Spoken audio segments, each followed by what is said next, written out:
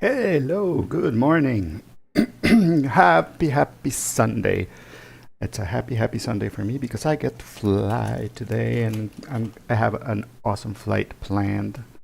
It's going to be amazing. We have a mission. We have a mission today. We're flying in Costa Rica. This is Juan Santa Maria International Airport, or the default rendition of it in Microsoft Flight Simulator. And I have not bought scenery for this airport, and I'm thinking maybe I should because this is a very important airport. Um, but it doesn't look that bad, you know. It looks okay. It looks decent. Um, like the main terminal building and everything, where all the planes park. It's not as boxy as the regular AI renditions of airports. It is a little boxy, but you know the textures are surprisingly good.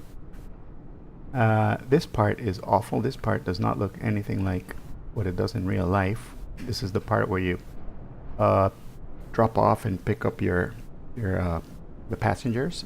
You know, so this part could use a little developer love, but you know, I guess there's an option to buy a scenery, so you could get this airport.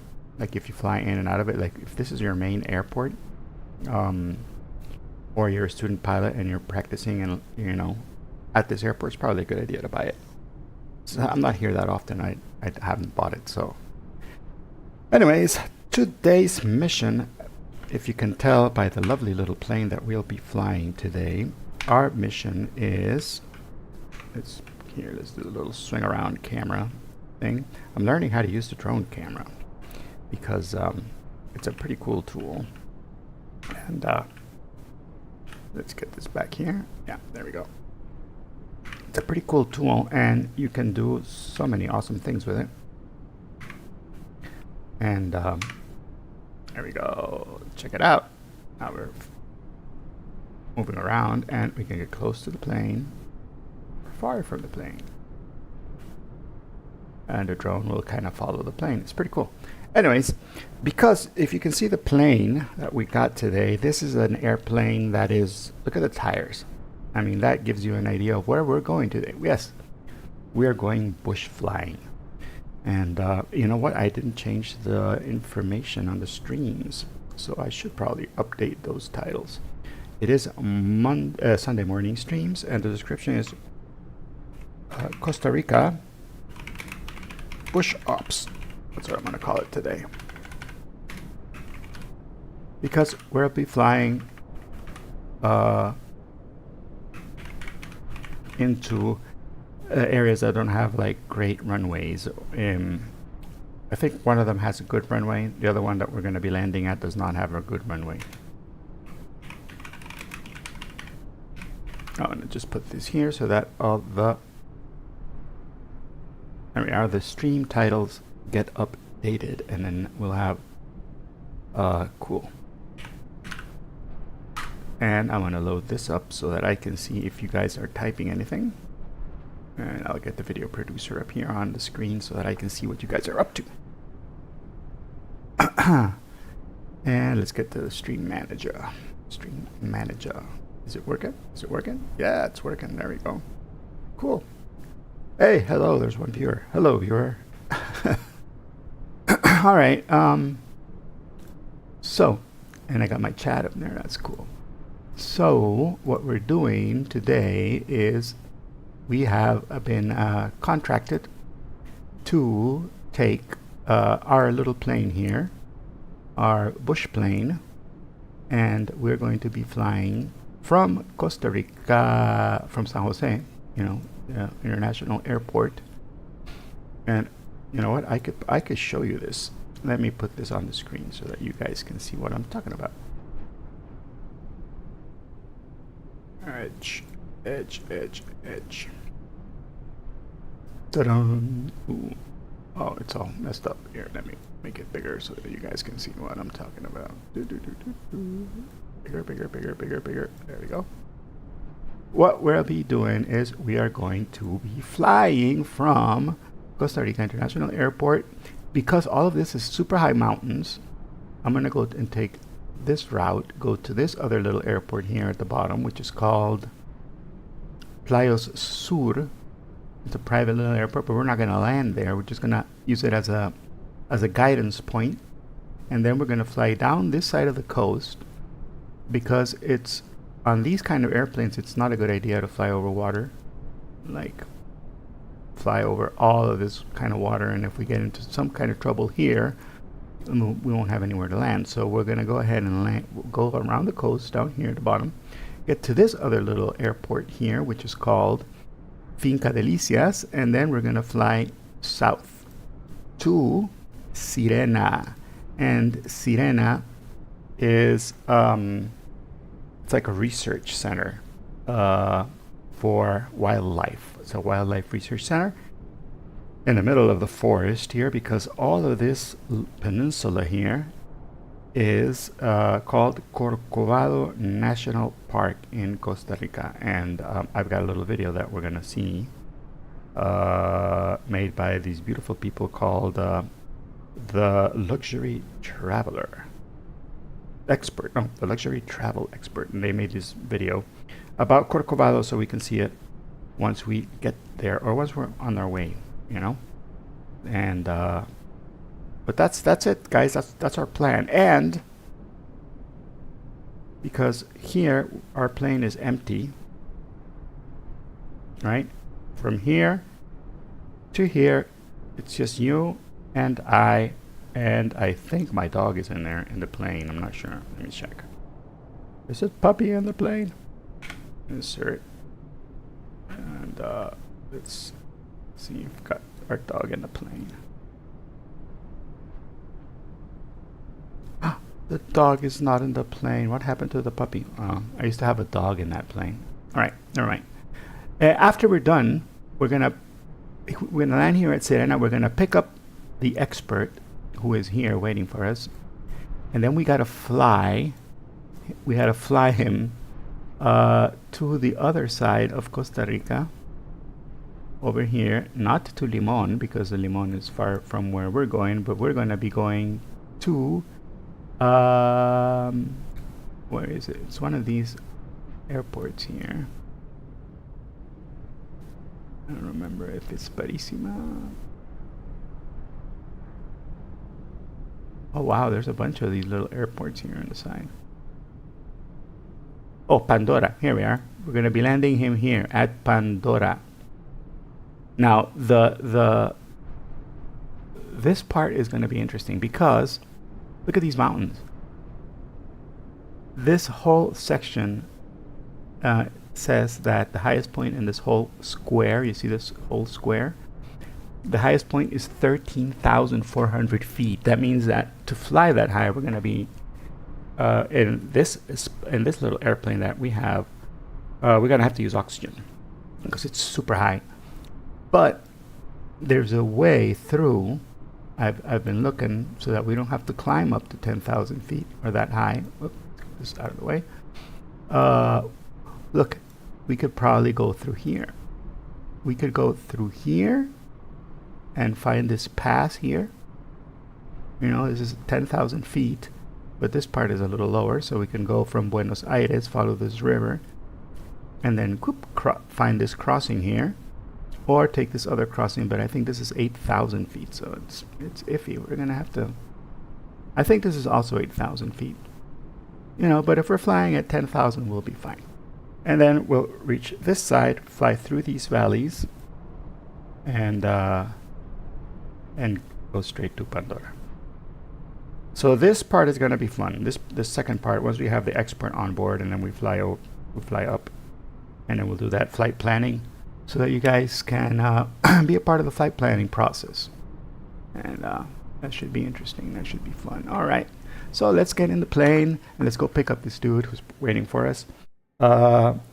This is about, let's see, this is 26 plus 62. That's around 88 plus 29. That's about 110 nautical miles. So let's fill up the tank a little bit because this plane does not. This is a Rotax engine, so it doesn't require that much gasoline. It sips gas, so it's pretty good at that. But let's go ahead and give it a little more. Right now we have 20 gallons. We have 10 gallons on each side, which should be more than enough. But since I'm not sure, but I think Sirena does not have a fueling station, so we'll probably just have to go up out of there without any fuel. So we'll load it up with 85, and we don't have a rear passenger at this moment, so we're gonna do that. And now there we go. Now we're ready to go. Now we are ready to go. Let's get this puppy started. This airplane is beautiful, and I saw this one in real life in Sun and Fun, and it is spectacular. It is big. I thought it was small. I thought it was a tiny little plane. No, man, it's big. Like, you're standing and you don't reach the wing. You're way below the wing. You're like around. I'm 1 foot, about 1'6", maybe a little bit less than 1'6", 1'5'8", something like that, and I'm up here. The wing is higher. All right, let's bring another plane. Let's get this thing started. Master goes on, right? Alternator goes on. Our magnetos go on. Our mixture goes full rich. Where are we? Let's get the information for the airport before we take off, right? It's important to know where the airport altitude and all of that information. So let's get the flight plan back up here. Let's get Swan Santa Maria International Airport here, and it is at 3,048 feet. So you can see we are below. So that means we got to adjust our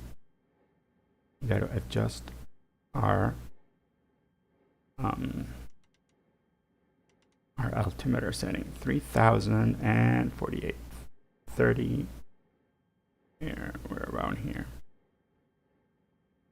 That means the barometric pressure outside is 30.07, and we can check that by checking the METAR. And we do that here in the VATSIM window. We put .METAR, that's a command, and we say MROC, which is the airport here in, and oh, it's 30.01 according to this thing, 30.01. And I'll follow the METAR even though it's a little low. It could be that we're just in a low part of the airport.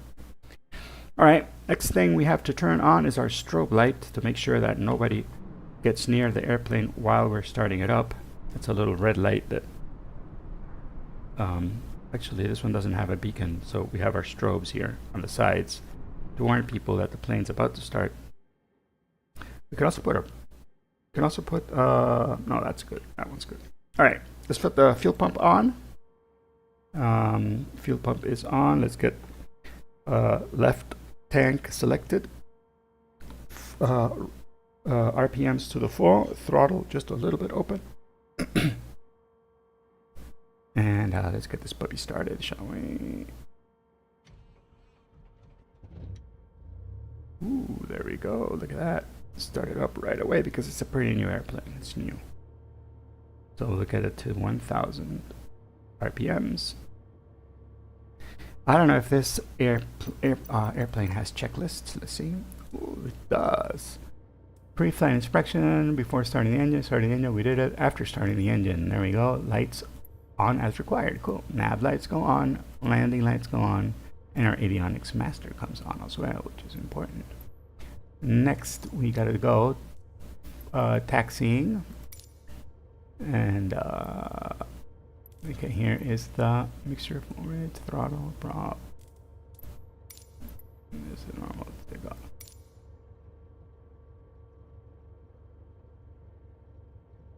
Wow, there's no run up. No run up on this one.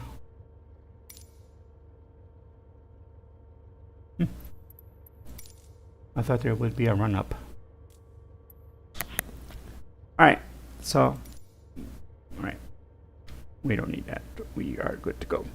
And we'll set our radio to 122.8, 122.8, because we have no air traffic control here with us. And we'll set our transponder to report altitude, and we're at VFR. Enter. Cool. Now we're ready to go. This should be on steady lights. And again, this is this airplane is nose, a tail dragger, so the nose is way up in the sky. So what we're going to do is we're going to lean forward like that. There we go. The METAR says that the wind is coming from 100 degrees, and it's at 11 knots. And the airport has a runway 7 and a runway 25, so runway 7 is the one that we were better prepared to take off from. So let's do runway 7. What's this airline again? 1 Santa Maria, traffic November X-ray Charlie Mike Romeo Echo taxiing to runway 7 via taxiway Santa Maria. All right, take off the brakes and let's taxi.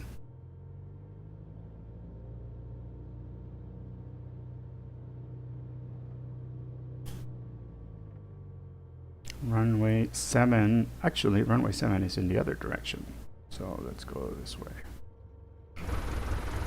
Let's get a quick, I want to get a quick view of the airport before we start moving around, because I want to see, ooh, there we go. Oh, this thing's following, okay, it'll follow me right now. Okay, yeah, that's where we gotta go, and we gotta go straight ahead. We're gonna go straight ahead and on this taxiway, so cool.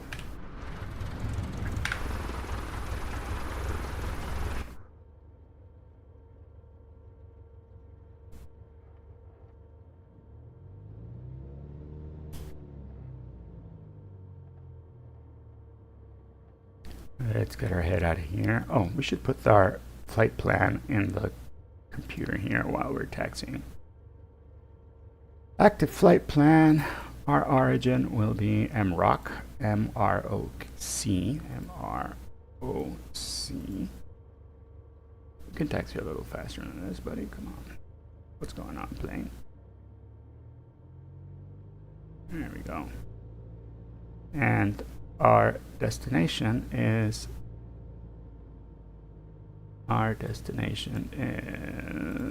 called MRSN, Sirena, M-R-S-N, cool. And right here we turn to the follow the taxiway. And our en route waypoint is MRPR. En route waypoint is Mike Romeo Papa Romeo. Oh, it's not, what? MRPR is not in the database? Okay, fine, we'll just go. We'll go to 200 and then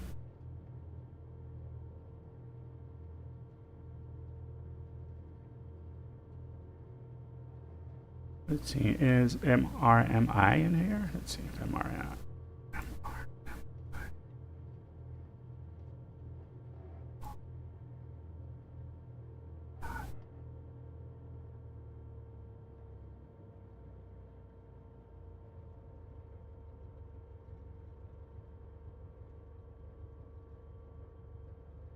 Okay, MRMI is in there. That's weird.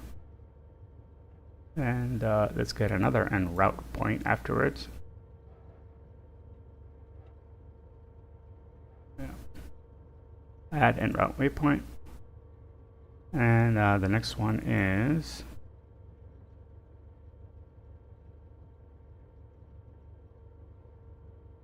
MRFD.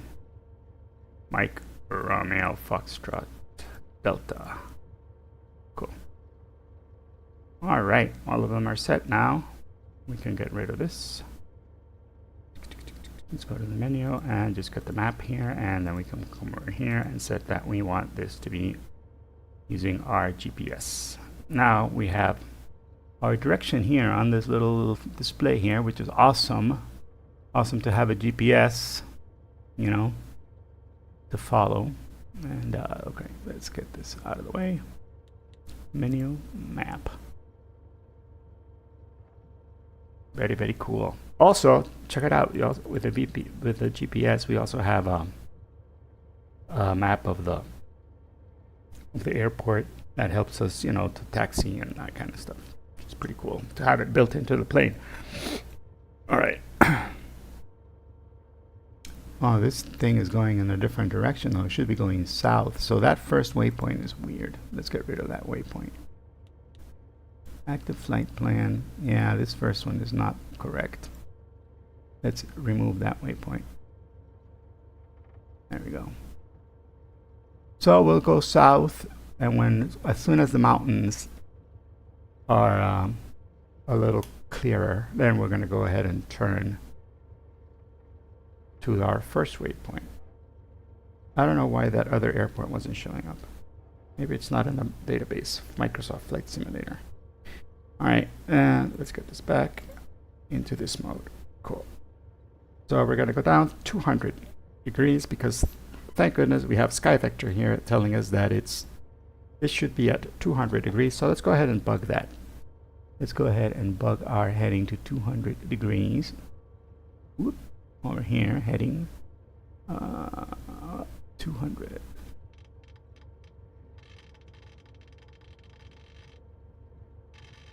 Yep, passed it. Right around here. 200 degrees. Cool. That's where we're going to go as soon as we take off, and as soon as we clear the mountains, then we're going to go into the direction that the arrow is pointing us to. Cool. Okay, this is what's going to happen, guys. We're going to take off. If we have any kind of issue before we run out of runway, we're just going to stop and depart. If we have a problem after takeoff and we still have runway, then we're going to land and stop. This plane requires very little space to land and to take off, so that should be done we'll have plenty of runway for any kind of issue. And if we take off, we're in the air, and then we have a problem, then we're probably going to try and we don't have any runway left. Then we're going to look to in 40 degrees, 45 degrees, and then try to land the plane there. And if we have enough power, we're going to do what people tell you not to do and do the impossible turn, which on this plane is pretty possible if we got enough altitude, and land back on this runway. All right, that is our briefing, and now let's get this show on the road. Juan Santa Maria traffic, November X-ray Charlie Mike Romeo Echo, taking off, runway 07 for a departure to the south. Juan Santa Maria. All right. I'm pretty sure we won't need flaps because we got plenty of wind, so we're not going to use any flaps, and we're just going to take off. Slowly pull the power all the way up. There we are. Look at that. The tail comes up right away. And I'm just trying to keep it steady because of that crosswind. Okay, 50 knots, and we're off the air. We're off the ground. I mean, isn't that cool? We are in the air.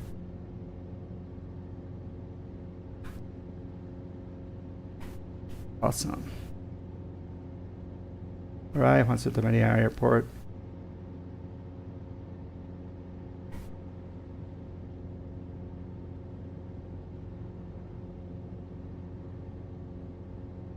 Now we're going to do a left downwind departure. So we're going to announce that. we should probably do a right. So yeah, we'll do a right. Juan Santa Maria traffic, November X-ray Charlie Mike Romeo Echo 3,500 feet. Turning right for a right downwind departure to the south. Last call, Juan Santa Maria. I'm saying last call because there's nobody here. I mean, nobody else is flying. So, oh, I didn't have the frequency on. Juan Santa Maria traffic, November X-ray Charlie Mike Romeo Echo just took off runway 07 on a right downwind departure to the south. Juan Santa Maria. I just realized I was not broadcasting. Oof. But you know what I said? Doesn't really matter because there's nobody here. It's just us. We're the only ones in all of Costa Rica flying right now. In Vetsen, so that's good. Alright. See, these are the mountains I was scared of. Let's see how tall they are, really. No, those are like 9,000 feet. So yeah. We're gonna probably go over these ones. These are smaller. Those are the ones that we had to cross to get direct to where we were going. These are friendlier. And by friendlier, I mean lower. We're still going to climb to 7,500 feet, so that's good. That'll give us a lot of clearance. Ooh, look. Windy, windy. Woohoo. Check it out. Alright, now we got it. We put our heading bug here, which is at 200 degrees, so we're going to climb to 7,500 feet and then head in that direction. Alright, we can take off our landing lights and we can leave the rest on. We can take off our fuel pump. That is also not necessary at this altitude.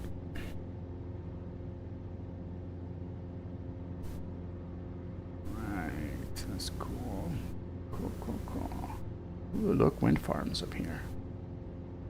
Right, now we can go ahead and put our heading and that. And we're going to set our altitude so that the plane knows to stop at 7,500 feet on its climb. And I'm going to tell it that we want IAS. And that means it's going to keep climbing. And down to 500. And it's going to keep climbing and try to keep the speed of the airplane around a little bit over 90 knots. So that'll give us a nice steady climb without putting us at risk of losing airspeed. We could do 80, and 80 is still good.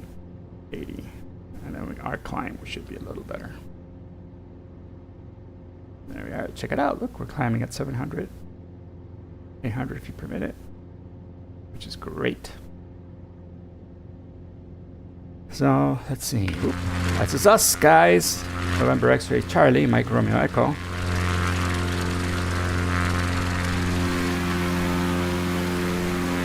That's Juan Santa Maria Airport behind us.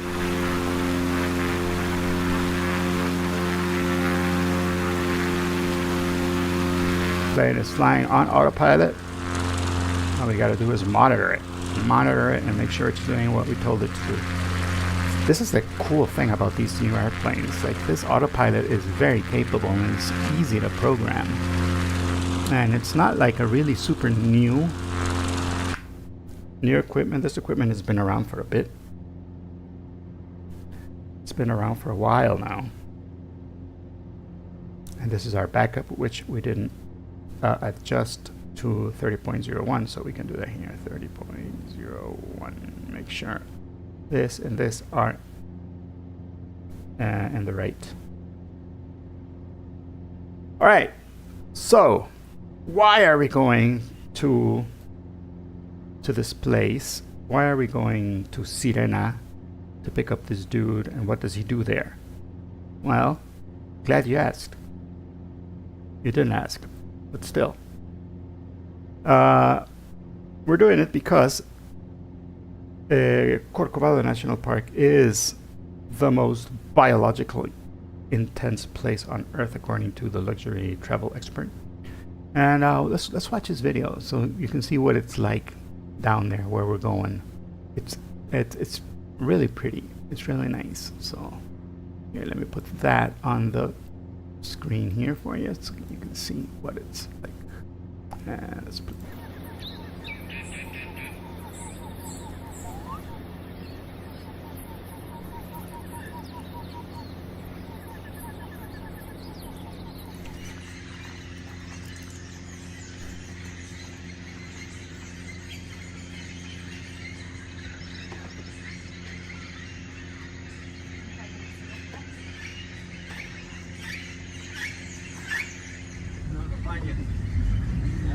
Iedereen komt er sowieso bij jou als je het rijdt daar zo weg.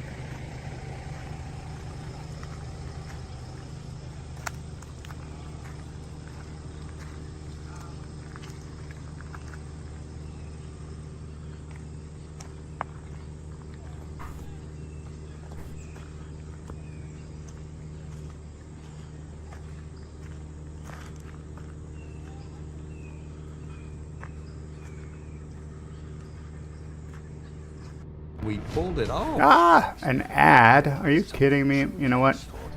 The technology. I want to skip the ad. There we go. Sorry about that.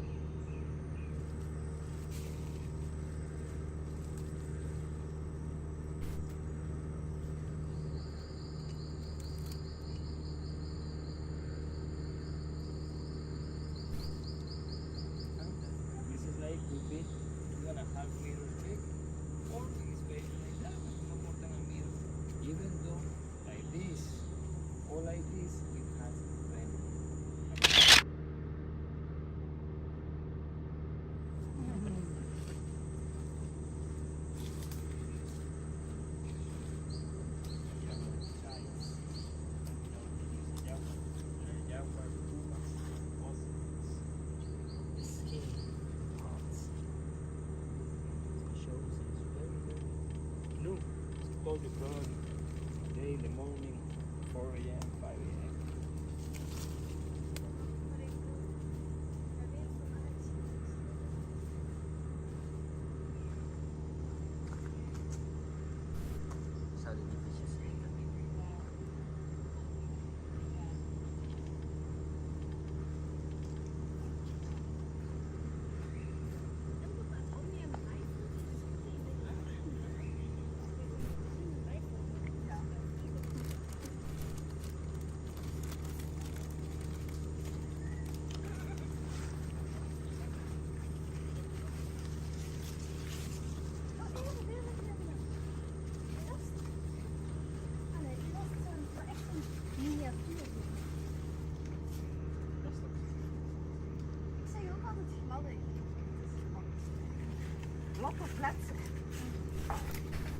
These guys are luxury travelers. Imagine how they're.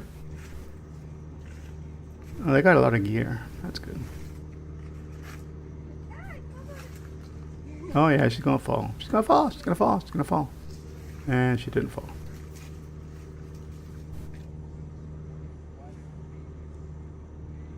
That looks kind of like the runway we're gonna land in.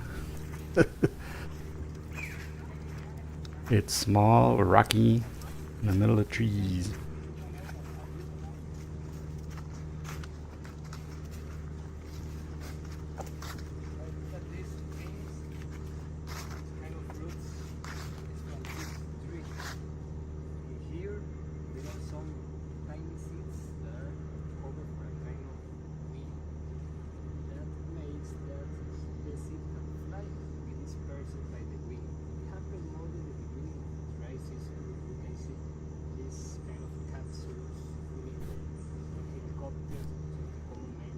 It's a pity the sound is so.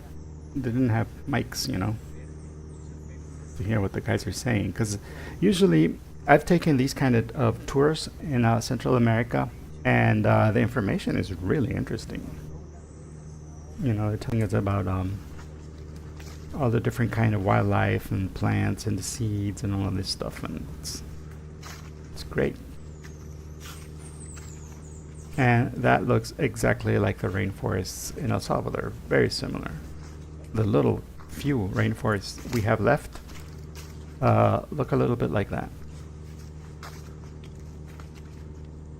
El Salvador is super what knocks tiny. people out is the risk of ruin, Let's get this but we don't realize. ad skipped. All right, and I'm sorry, luxury traveler, that I'm not watching the ads and giving you more revenue. I wish I could, but you know, I'm streaming here too, so. Anyways,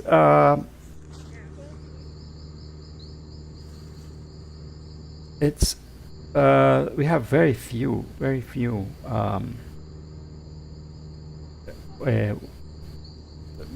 forests left in El Salvador that have not been touched by man, because El Salvador is super tiny. It's very, very small. It's like the size of Rhode Island, the whole country. Dat is kei muntig. Dat is gewoon munt.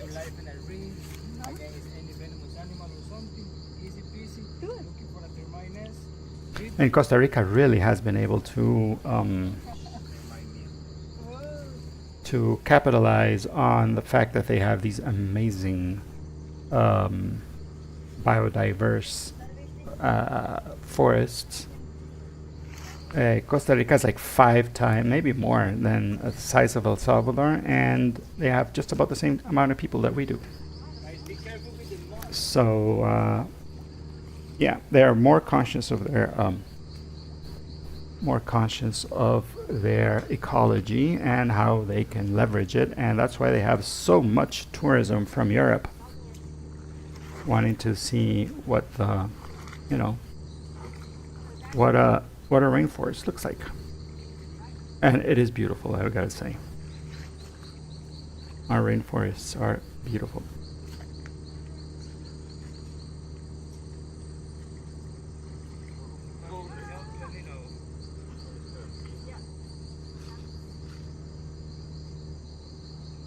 They could have just walked in the water. Come on, it wasn't that deep.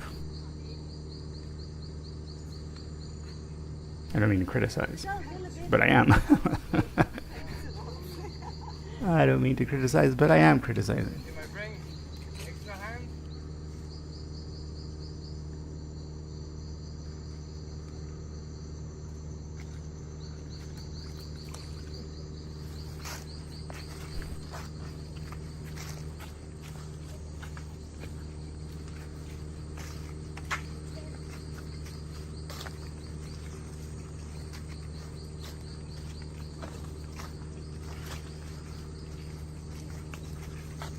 Corcovado is pretty big too. You'll see when we'll fly over it.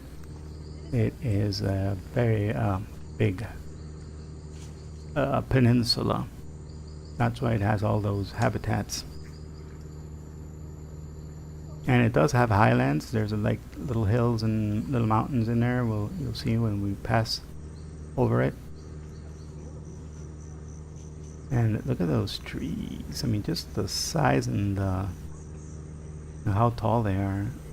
And one tree is family to I don't know how many different kinds of animals living there.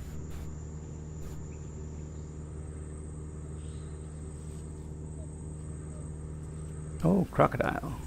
Did they find one? I wonder if they took a picture and we'll see it. Yep, there it is.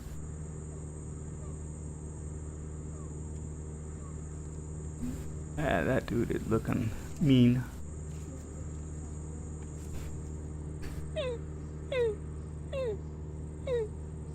Ooh. Yeah. And that's where we're going, to the Serena Ranger Station. That they're working on is the runway, which is where we'll be landing. See, that's the runway right there. I wonder if we'll see a plane land there at Serena Station.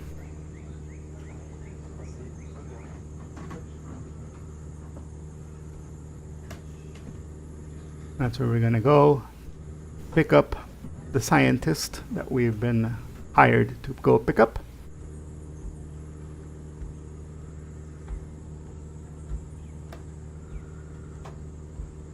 And take him to the other rainforest on the north side of the country. We're going to be going from the south to the north today on our little NX Cub airplane. Currently at 7,500 feet. Flying like a champ, configured for cruise. And only chugging 7 gallons per hour, so we're really good.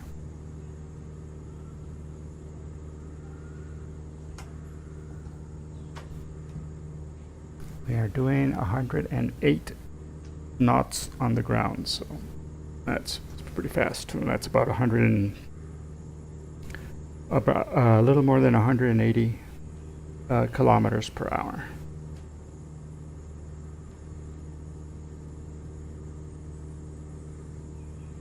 Which is a little over 100 miles per hour. So.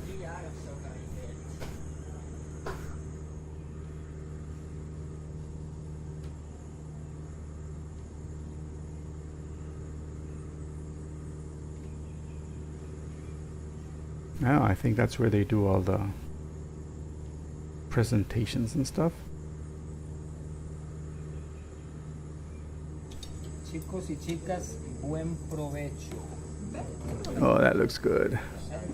That looks really good. Coleslaw, frijoles, rice, chicken. The La Leona Ranger Station, I also believe, I'm not sure, but I think it also has a little, oh, you guys, I'm sorry. I don't want to take that. I wanted to check, but I think La Leona also has a little airport. Look, they're flying. That's walking down the runway. That's the little grass strip that we'll be landing in. and then they like, and they walk through the.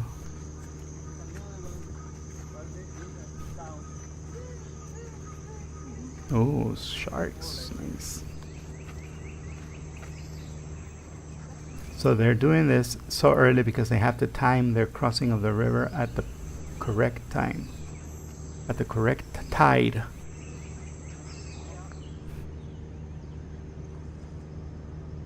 Alright, I'm gonna adjust here our heading. I'm still flying the plane while you guys are watching that video. Oh look, that's the little river that they needed to cross at low tide.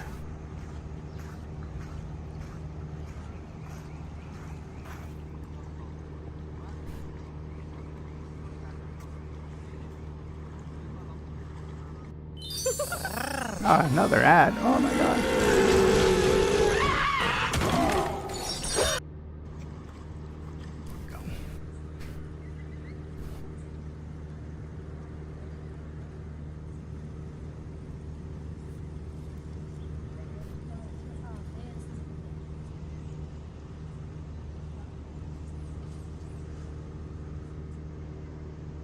I love how clean it all looks. It's all like pristine nature. Even though people are walking around there, you know, doing the tours and everything is nice and clean. There's no like wrappers or bottles or anything in the ground. Here in El Salvador, no matter where you go, you'll find bottles and wrappers, and I don't know, it's the fact that maybe we're overpopulated in a tiny little country. We have all of that beauty, but we have a lot of people living in here, so stuff will wash up on the shore. Even though you may be in the most remote location in El Salvador, you'll find a tire or something that reminds you, like, oh, humans live here. Costa Rica, you don't have that. Look at that. Beautiful. There is a big effort right now in El Salvador to clean up, though. So I'm hoping we'll eventually one day get to that level of beauty.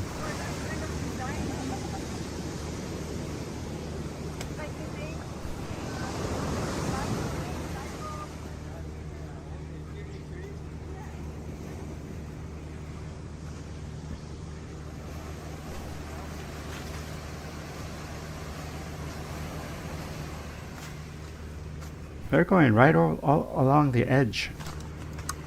And from what I can tell, they are going from Sirena to the southeast. Serena to the southeast.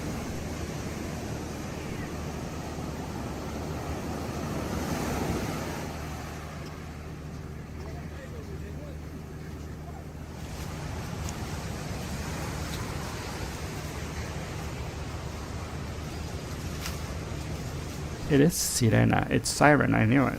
They are saying Serena in the video, but it's Sirena, which means siren or mermaid.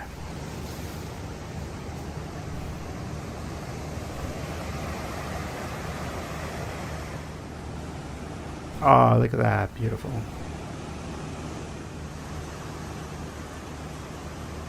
I got to see the sunrise, man. That is beautiful. Nice, beautiful place to see the sunrise.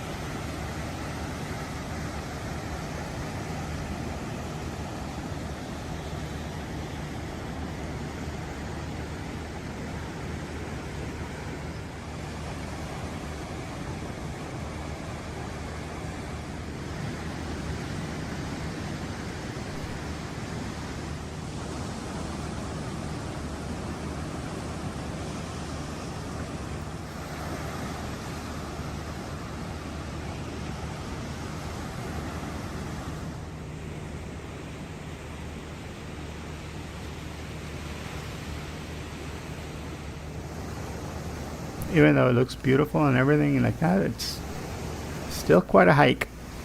You will break out a sweat because, you know, it looks nice and relaxing and chill and everything, but those guys are like in 28-degree heat there. It's not a cold place by any stretch of the imagination. It's warm. Very, very warm. You will be sweating just a little bit of walking and you'll be breaking out a sweat. And let's skip another ad. There we go. Oh, these guys, I hope, are making money with all these ads, because it's beautiful content, though. Gotta give it to them. Oh, look, what is that? Reindeer? Oh no! Wow. The puma. Wow.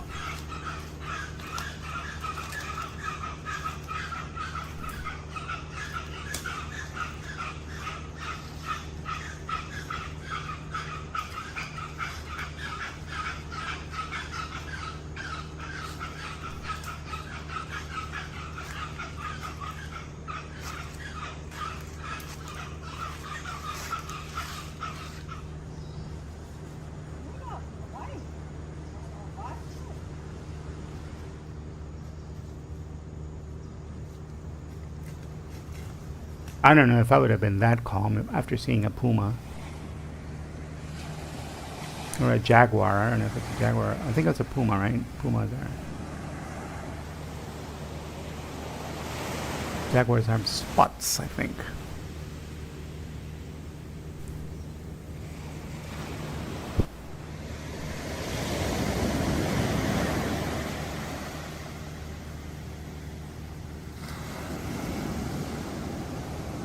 I wonder if going through the jungle part is more dangerous because of those kind of animals than actually going around the edge of the shore like these guys are doing. If that is less dangerous, you know, you want to stay away from the wildlife that could eat you.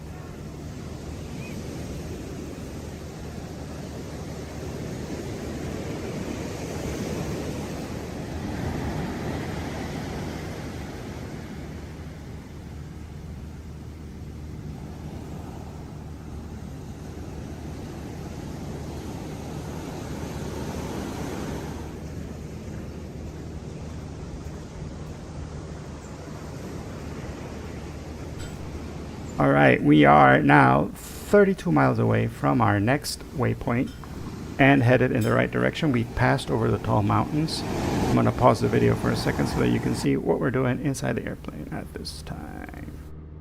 Look at that. This is us. That is all Costa Rica mountains over there. Those are the high mountains that we wanted to go around, which we did safely. And Corcovado is over here. This is where we're going. This is all of that rainforest that we've been watching on the video is right ahead. And this is the coastline down there. All right. And so far so good.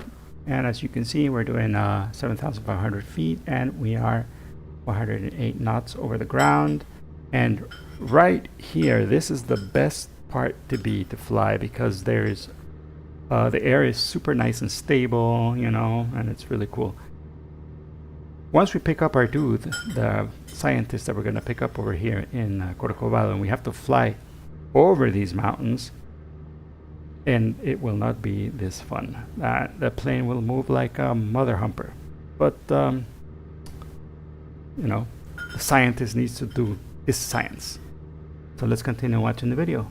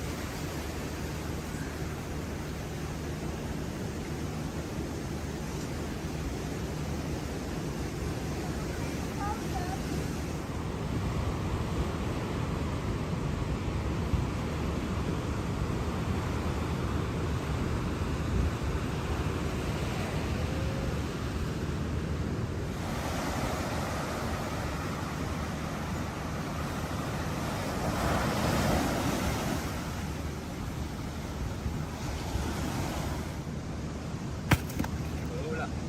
2-3 times will be enough. Die moet ook mega heavy zijn.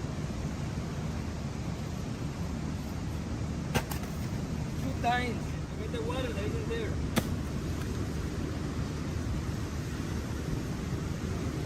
One, two.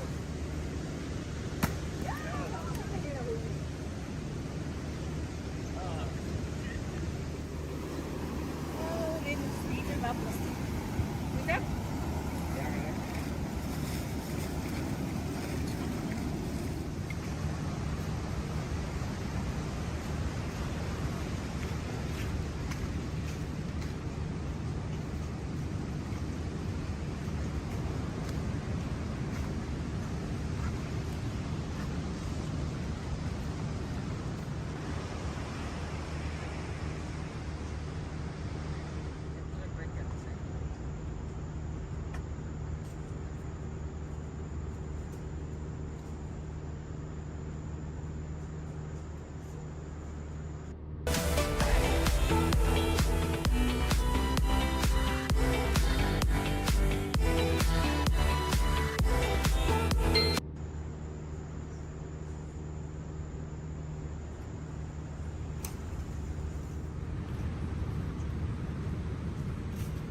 I made the video a little bit bigger, but I didn't want to cut out the part that it says that it's not my video, that it's the Luxury Travel Experts video. So that if you want to see it in high def and everything, you can do it over there. And it's pretty close to ending, but I think it gives you a really great idea of what it looks like to be down there where we're going right now. It is a beautiful, wonderful place. Just full of nature. If you're any kind of biologist, I imagine this must be like a really great place to come and study. and sea animals, and as close to remoteness as it can be, right? Because there's not too there. I don't think there's anybody living in there. I don't think there's any indigenous Central American people living there in the national park. And if they are, they're probably somehow employed by the national park.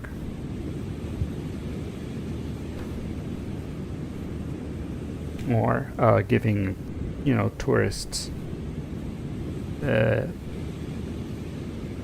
like basic services and stuff. Tourism services.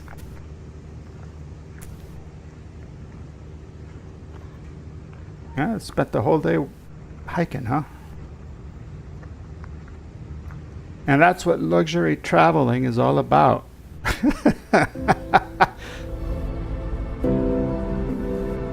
papagayo.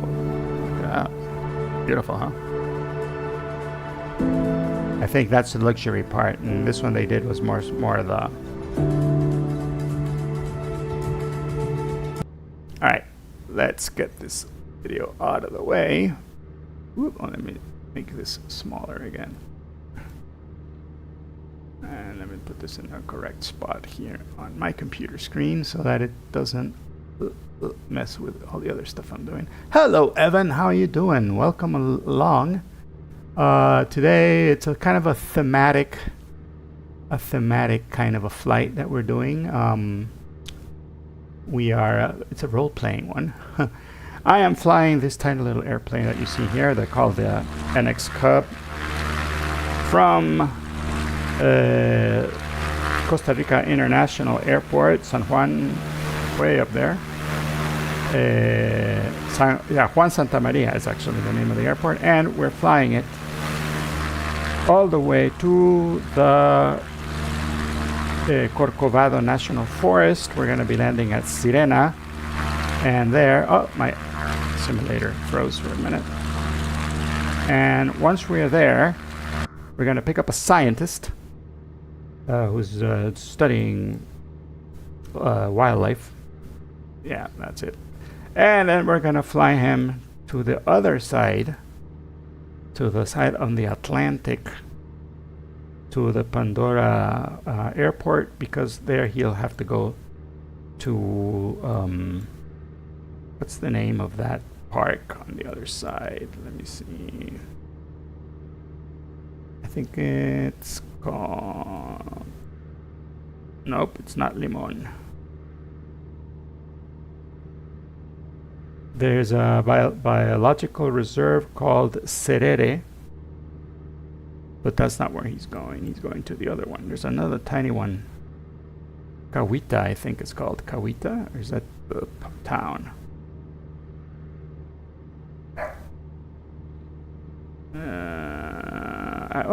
It's Kawita. Parque Nacional Kawita. Kawita National Park. That's where he's going.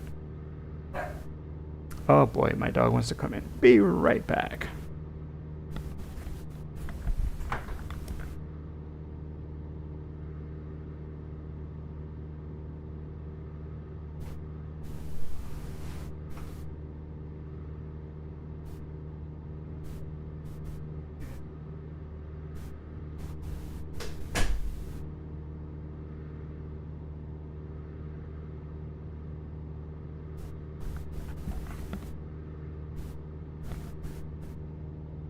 Right. I'm back. Back. Evan7 from YouTube. Watching us on YouTube. Awesome. Thank you.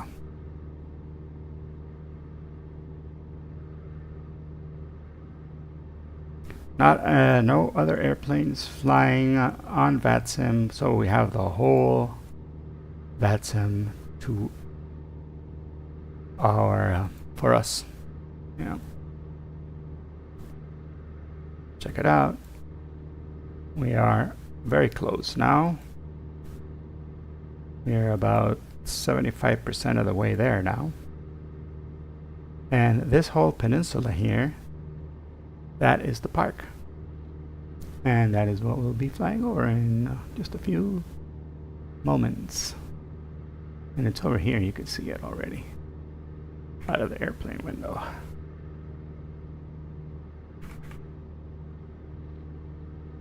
But for fuel efficiency, we're going to go ahead and stay at 7,500 feet and do our descent once we get closer to Sirena.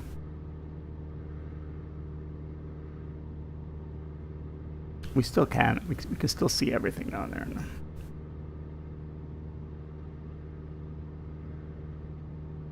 It is very, very pretty, very beautiful.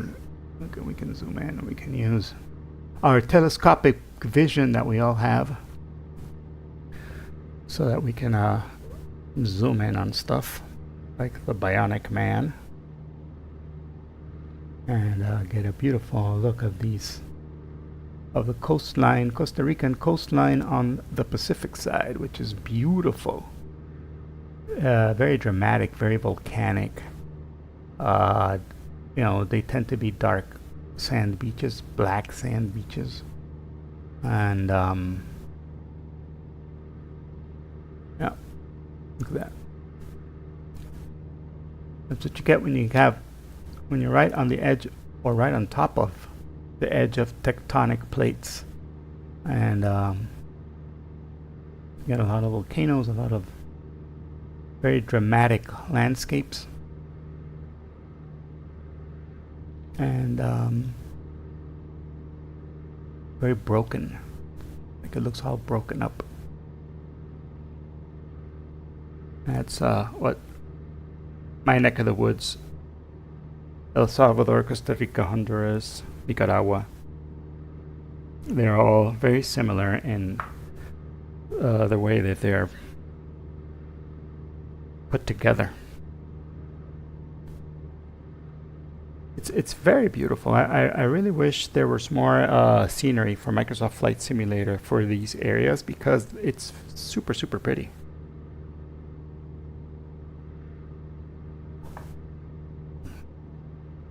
Oh, cold coffee. Oh. So I went to McDonald's this morning because every once in a while I like to have a Egg McMuffin. That's like my comfort food. That's my comfort breakfast, but I only have it like maybe once every 15 days or something because it's also not good for you, I mean, honestly. But it's so tasty and so good. So I am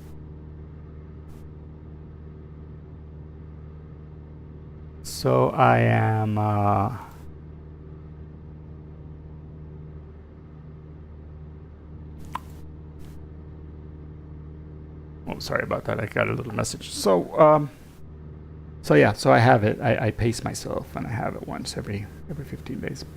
Delicious. Delicious. And I tend to do it on days where I am going to be streaming because that puts me in a really good mood. And it's always good to stream in a good mood. Now, because we saw in that video that there are pumas and animals that can eat you and kill you, I'm thinking that instead of flying right over the frickin' mountain, we go around the edge. I mean, the plane does not look like it's in any sort of problems. I mean, it's holding up nicely. Our oil temperature is good, oil pressure is good, fuel is good. Oh, I didn't check. We are down to around a little under 20.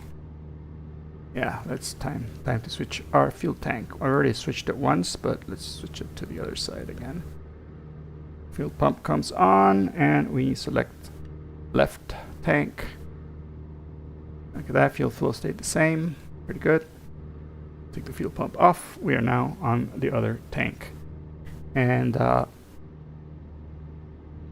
we'll keep this other tank going until we get to around 15 gallons. And then we're going to go ahead and switch over. Look, we got plenty of gas though. We're good. We're good. We're going to be fine, I think. We're going to pick up this dude and then fly over the mountains to the other side of the country, and we should have enough gas. I'm thinking.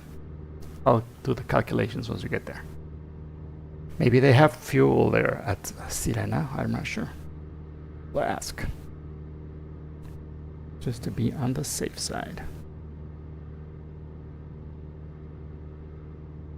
All right.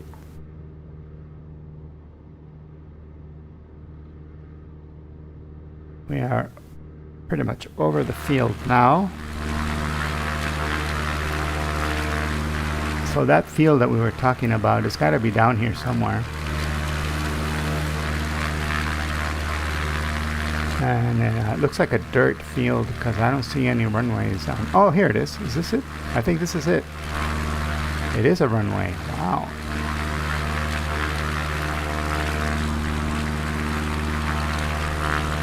Check it out. Not bad. All right. So now let's go ahead and turn our heading to the next waypoint, which should be around south, maybe. It should be more than south when we get there.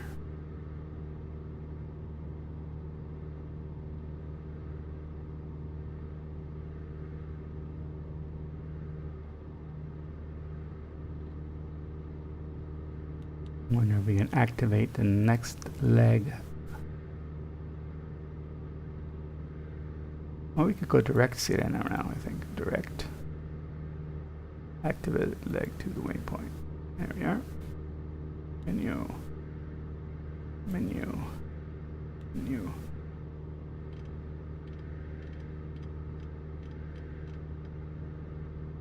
There we go.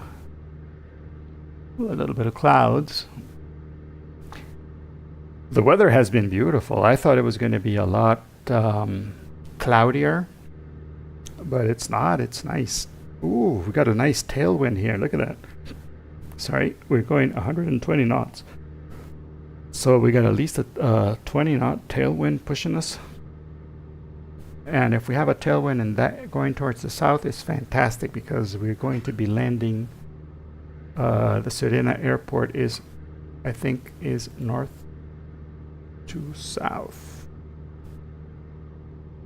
So we'll be coming in from the water into the jungle.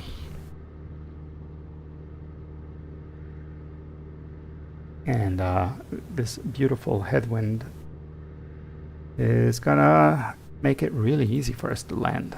I'm hoping. It's never an easy landing, that one. There's a lot of trees. It's like it's cut right in the middle of, well, you saw the video. It's cut right in the middle of the right in the middle of the forest. Let's see if I can find Sirena Airport. It's a grass airstrip located in the middle of Corcovado National Park, Osa Peninsula, Costa Rica. Sirena Aerodrome is surrounded by the lush vegetation of the area and influenced by the coastal winds of the Pacific Ocean. So, and I think I can find some pictures, images. Yeah, look at that. Oh, are these all? Yeah, these are all simulator.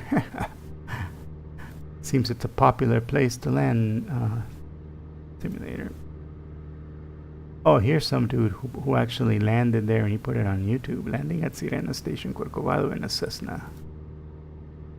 So, yeah. But I thought there would be more like real life pictures, but there aren't. Images? Yeah, Sirena. Corcovado, let's put Corcovado Airport. Yeah, a lot. Oh, I think that may be it. Yeah, that's a good one. La Nacion. Oh, this is from the airport. From, can I see this big image size? 2 sizes. Oh. This one's from Facebook.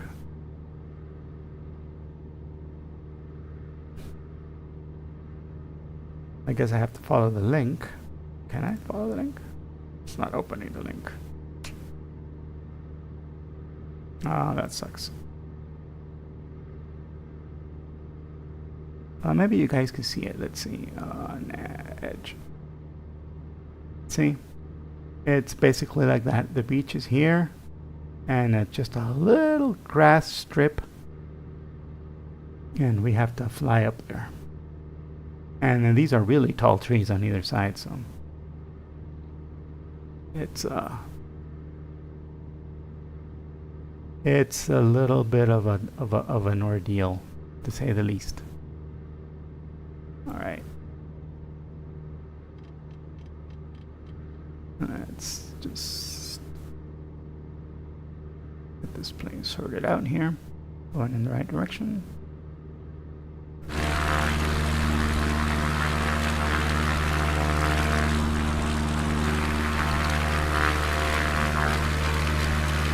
It's a beautiful little plane, isn't it, though?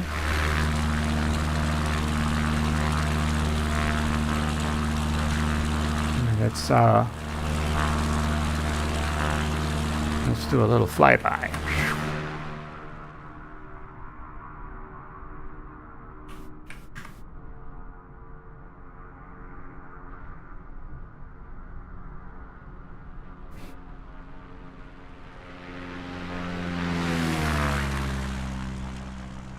It's not a fast plane,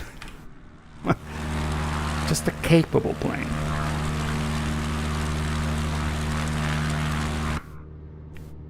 Alright, I'm going to do now is I'm going to try and see if this doesn't mess up my whole entire computer setup here. I'm going to put the flight recorder program so that we can see how we land.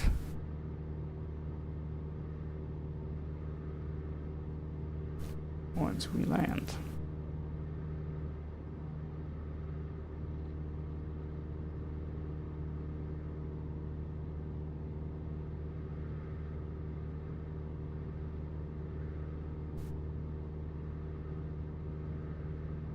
$114 knots, and now that we're going over these little mountains, which is the high part of the jungle, and you see the plane moving a little bit. That's because going over hills moves the air all over, makes it bumpy. It just makes it bumpy. We're gonna check our gas, fuel again. Okay, 15. All right, getting down to 15. Close, close, close. Then we're gonna switch over again. But right now we're pretty good. We're really, really good. We are 16 nautical miles away from our destination. Let me check my chart here, my little paper chart that we got over here to see Sirena. And Sirena is at sea level pretty much, 20 feet. I don't think they have a weather station at Sirena, but just in case, I'm going to check MRSN. Let's see if they have any METAR information. MRSN.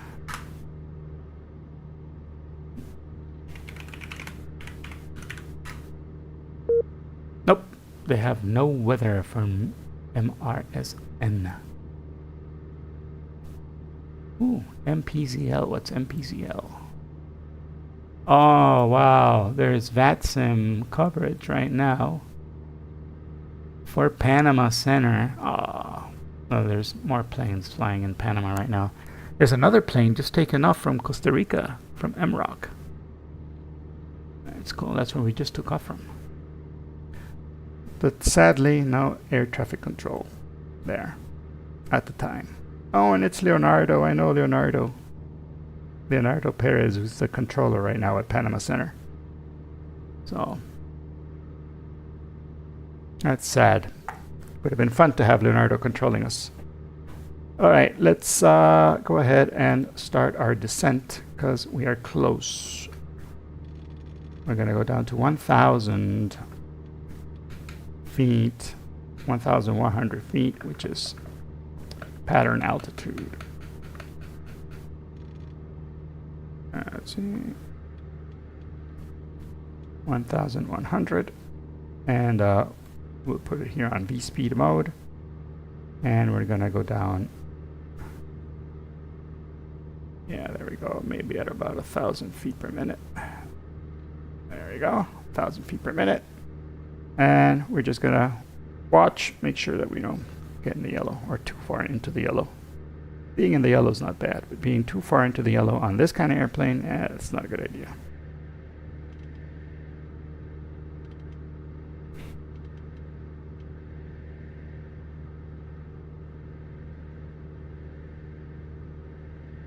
There we go.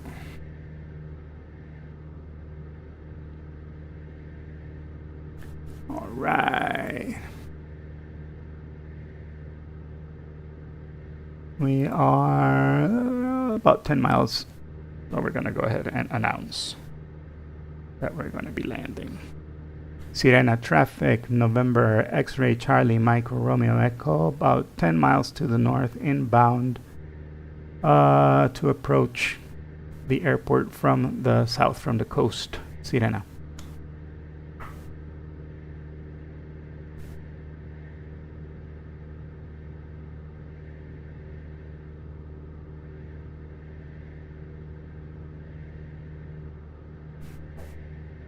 Sirena traffic, November X-ray Charlie Mike Romeo Echo is type Cub, 9 miles to the north and 6,000 feet, descending to 1,000 feet. Sirena. Position report, I forgot to give it the first time I talked. Okay, as we go down, then we got to go ahead and adjust our mixture.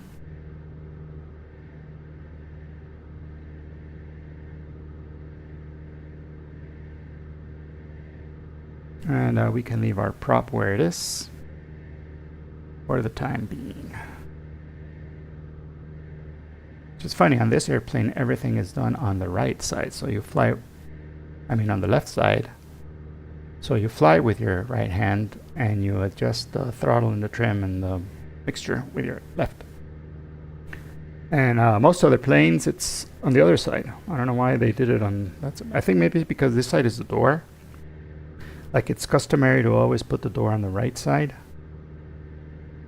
So on the left side, they put the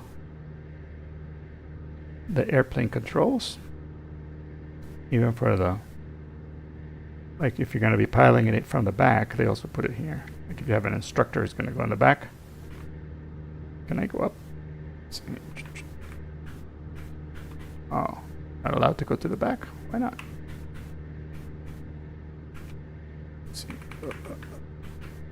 Oh, I wish I could have gone. Yeah, not allowed to go and sit in the back.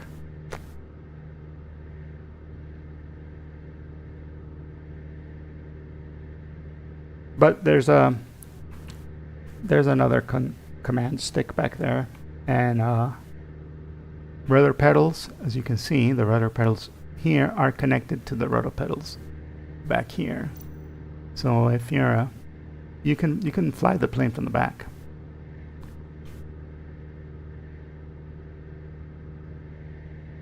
All right, now we're gonna start. Put our carb heat on, and we start to kill the power a little bit, kill the throttle, lower the manifold pressure, and the carb heat is just so that we don't get any carb icing on our way down.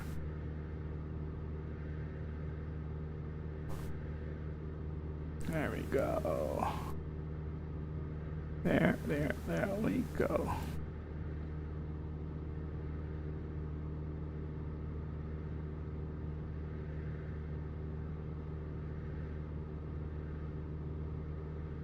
Let's zoom in here on our GPS so that we can see the airport. And you have to keep your eyes open because I think this little like patch right here, that's the airport. So just that little bit of lack of vegetation. But here we can see it on our what's this called? Augmented vision or whatever it's called. You can see what the airport looks like and where it is. Check it out, 2,500 feet, and we are pretty much over the runway now. So let's go ahead and do our downwind. Sirena traffic, November X-ray, Charlie Mike Romeo Echo is on downwind for the runway approaching from the ocean.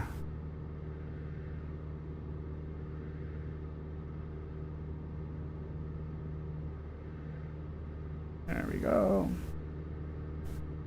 That, ladies and gentlemen, is Sirena Station. That's where the scientist that we need to pick up is at. And now we go ahead and mixture goes full rich. Our prop goes full forward. And we cut our power. And we turn our fuel pump on and we put our landing lights on and we're set configured for landing. Okay, so we gotta go out maybe about, I'm gonna say we're gonna go out for about maybe, they have 3 miles. We're gonna go 3 miles into the water for a nice stable approach into the jungle, because that thing is, we gotta time it just right.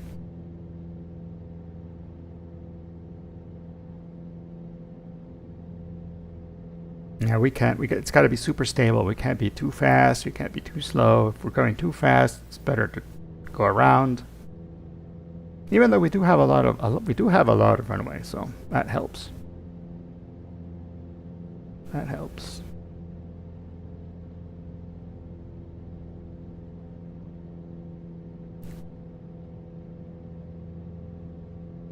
It also helps that I've landed here before, so I kind of know what the deal is.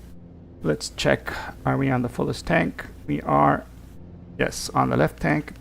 Left tank indicated. Left tank is the fullest tank, so we're good.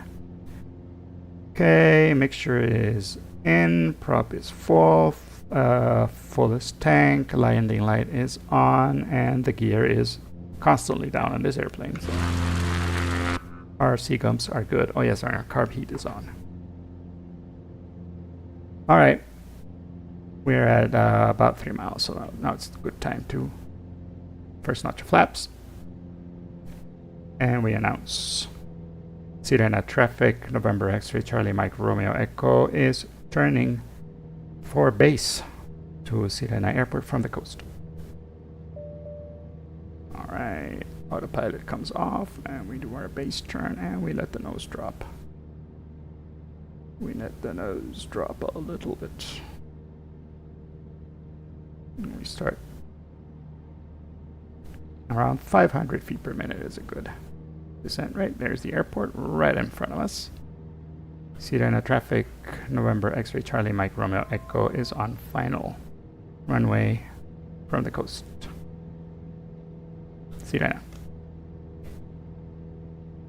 I'm thinking it's runway 2 or runway 3, but it's not published. It doesn't say what the airstrip, what the name of the airstrip is. Okay, second notch of flaps. 500. Thank you.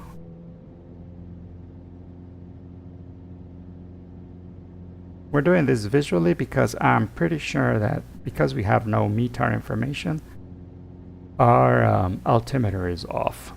So I'm just doing it from just by looking.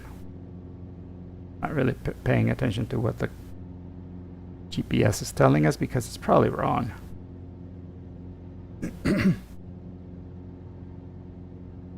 give it a little bit of, ooh, we're fast. All right. There we go. Power. Okay. Full flaps. We are now at landing configuration.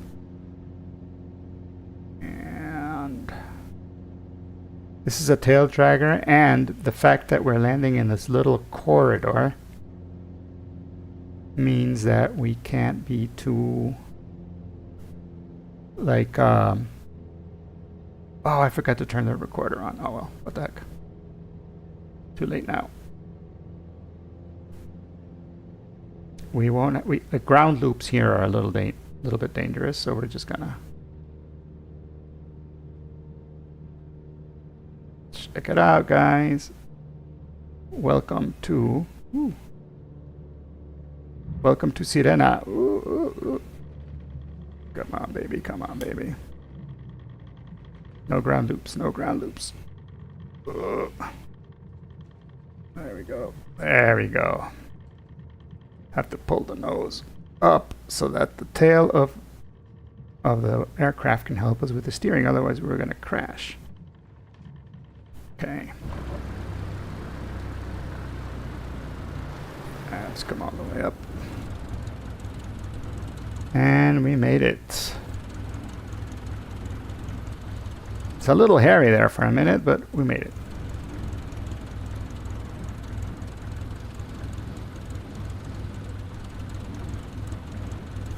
Alright guys, welcome to Sirena Station.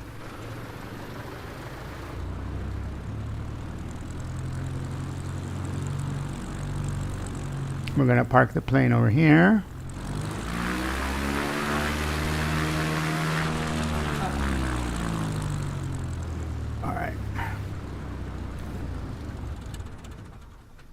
Alright, plane is parked, fuel pump off, magnetos are off, alternator is off, all our lights come off, and our master switch comes off.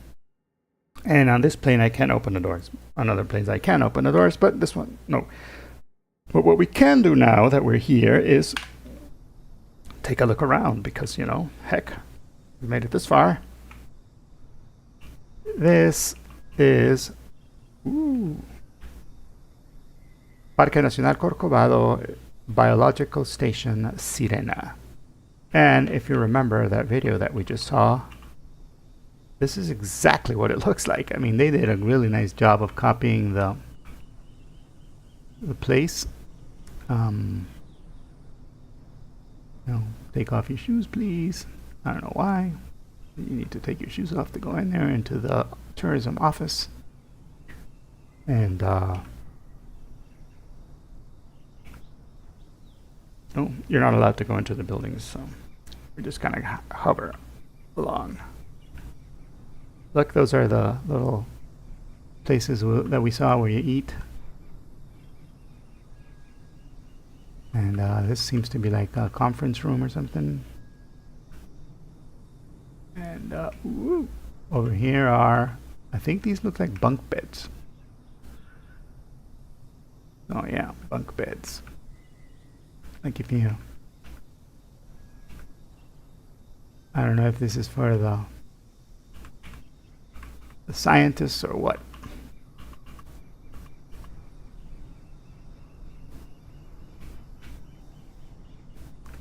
But this is where we're at, and tons of solar panels, which is good to see, because this place probably has a lot of sun a lot of the time. So it's great that they have energy from there. They do have some air conditioning, I see, and satellite. That satellite dish has seen better days, I'll tell you that though. And over on this side, this is where we saw the guys in the video walking. All over this area to get to the bottom, over to the edge, and they started their walk right here, and then they went out over there.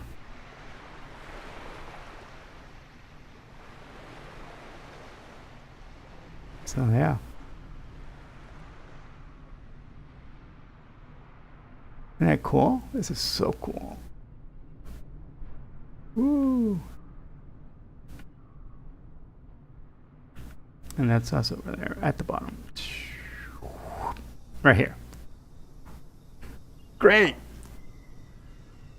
So, tell you what, guys, I'm going to take a little bit of a 2-second break and be back for our next trip, which is taking the dude that's going to come with us on the plane while he gets his stuff, because I'm pretty sure he's got stuff. Everybody has stuff. He's going to put his stuff in the plane, and then we're going to take off and go to start our planning, actually. We're going to have to do our planning for the next part. So I'll be right back.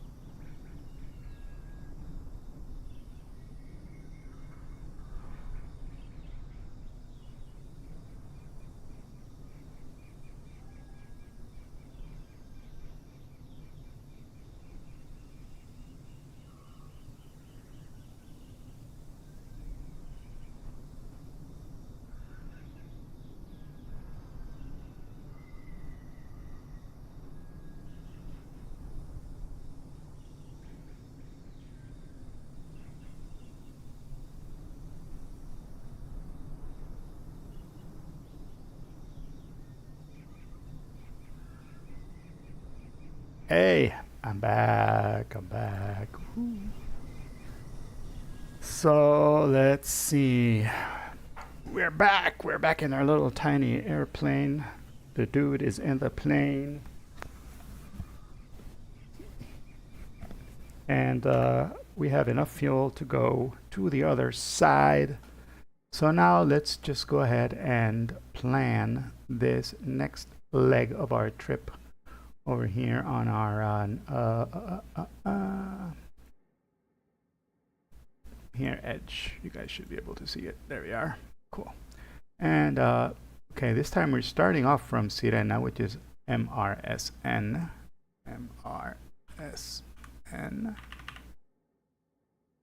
And let's get rid of all these waypoints that we have put here in the way.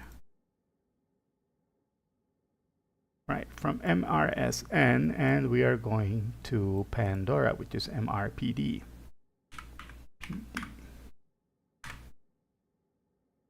And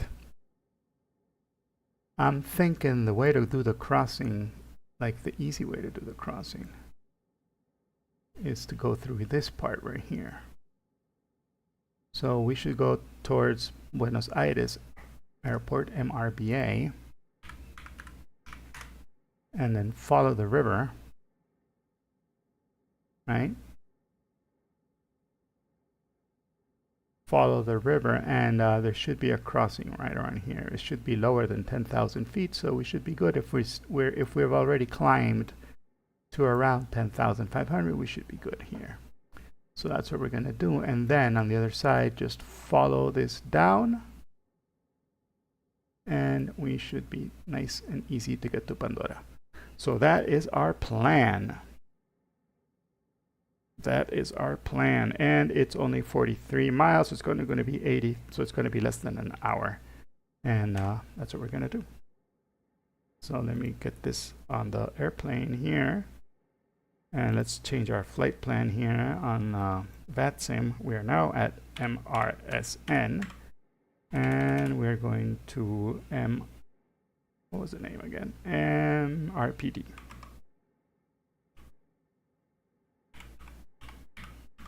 And we're taking off at 17:15, I'll say.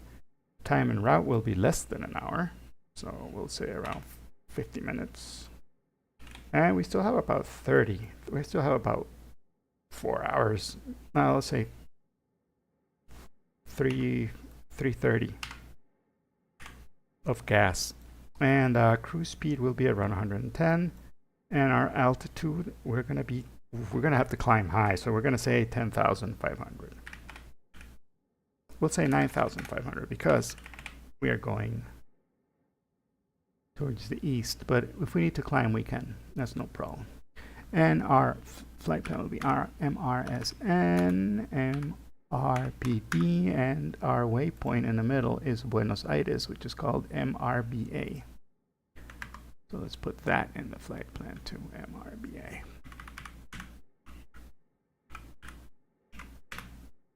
Cool. Let's file our flight plan. Cool. New flight plan has been filed.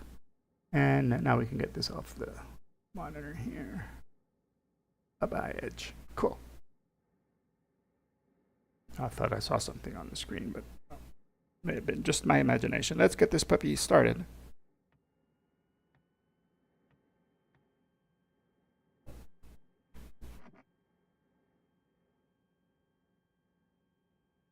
Fuel pump on. And strobe lights are on. And we're ready to go. So let's step on the brakes. And let's start. Ooh, I love how it just gets a nice little pickup there. And the wind, I wonder if, I think we can take off straight out into the beach.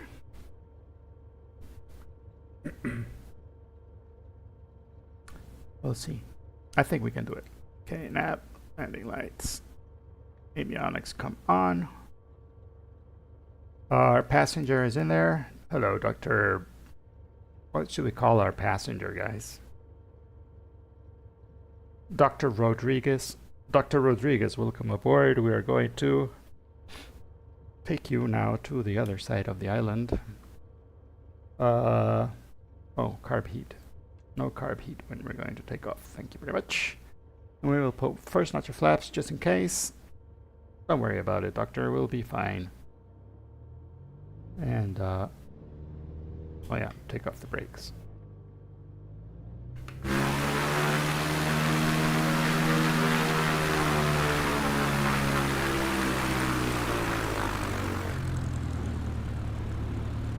Now we'll carefully taxi over to the runway. Oh, look, there's a soccer field.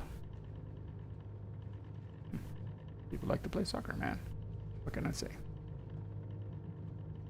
All right. We are on the airfield now. Sirena traffic. November X-ray Charlie Mike Romeo Echo. Taking off runway 21. For a departure, let's see. Left. Downwind departure to the north. Sirena. Alright. And you know what I didn't do? And we can do it right now. It's no problem. We'll go to the menu and we'll set our new plan. We didn't put our new plan in here. So what menu, map, menu, plan. Yeah, we'll have to do it all by hand. All right. Remove.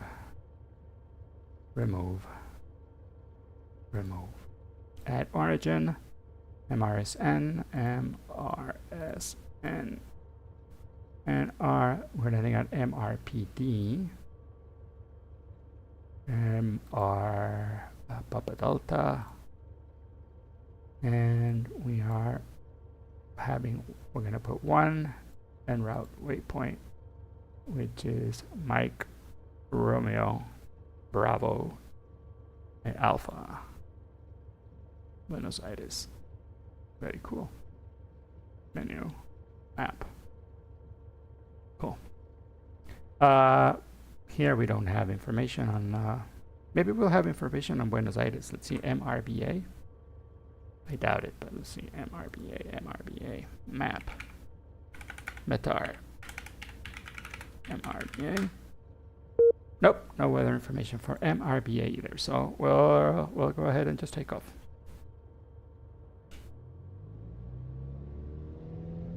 Full power, nice and slow, there we go. Keeping it steady, keeping the tail on the ground to help us steer. Yep, thank you. There we go. There we go. There we go. And we can take off. Woo. Just stay clear of the trees. There you go. We are up, up, and away, ladies and gentlemen.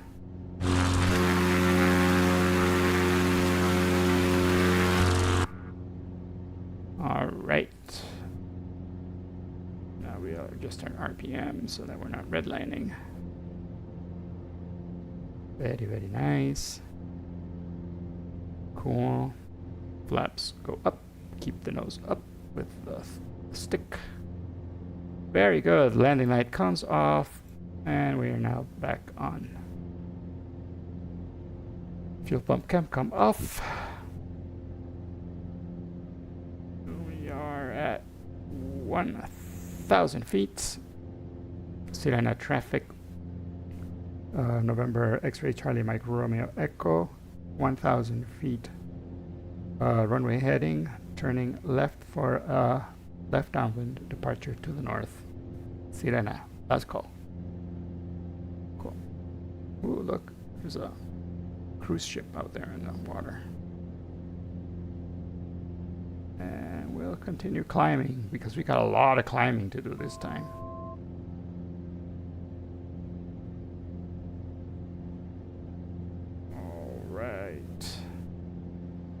Guys want to have one last look at the place we just took off from? It's right there. The little runway. Hidden in the mountains. I mean, if you're not careful, you'll miss it. It's very. Thank goodness we had GPS. Otherwise, we would have spent hours looking for that thing. And I don't think there's a VOR or anything down here. Like to help you guide you. Like you gotta know where it is. Just pure VFR right there, man. There it is. Bye-bye, Sirena. Bye-bye, all you crazy scientists and tourists. Ooh, look, there's a lagoon or lake here in the middle of the Sirena, of this whole place here. Right.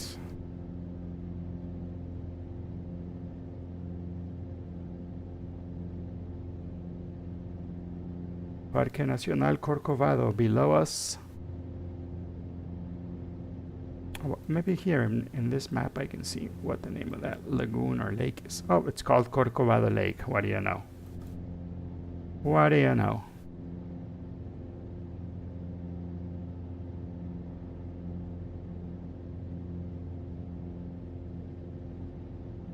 Okay, let's set our target altitude, which is 9,500.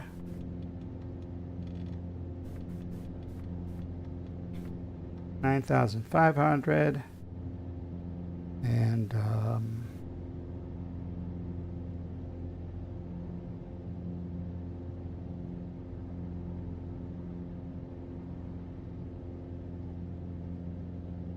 there we go. So good. Ooh, nice and stable. Beautiful, nice air. And now we have a headwind, which is helping us, I think. Helping us on our climb. Or maybe not. Maybe we have a tailwind. I don't know. Because this... Our true airspeed is 94, and our airspeed over the ground is 97. So maybe we do have a little bit of a... It's either very still air or we have a very light headwind.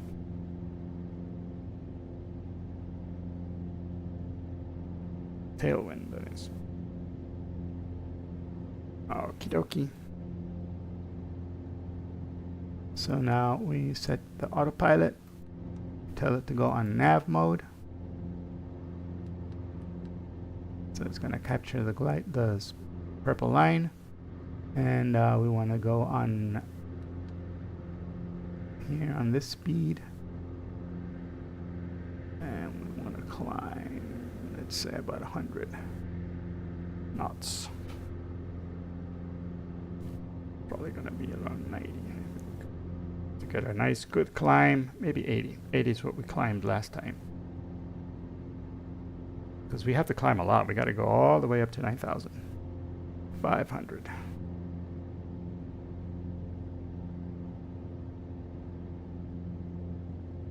Oh, nice. Check it out. We're climbing at about 1,000 foot per minute.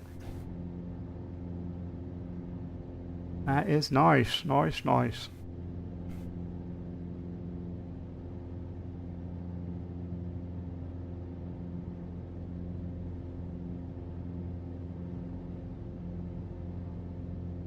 You comfortable back there, doctor? Yeah, the doctor says he's fine. It's been a pretty chill ride so far. Hasn't moved a lot. The plane is nice and stable, steady. Outside air temperature is 19 degrees, so it's nice and cool because we're up in the 5,000s, which also means that we got to start doing our first little bit of leaning over here. So to lean, we pull this little red knob, and while we're pulling that little red knob, we got to make sure here that our EGT climbs. See, our exhaust gas temperature will climb because we're leaning the mixture. And leaning the mixture basically means that there is more air going into the chamber relative to the gas. So less gas goes in, more oxygen goes in, and when you're at a higher altitude, that makes the explosion better because the air is less rich up here. So you need to lean out the gas to make the ratio. So you got the same kind of power out of the engine.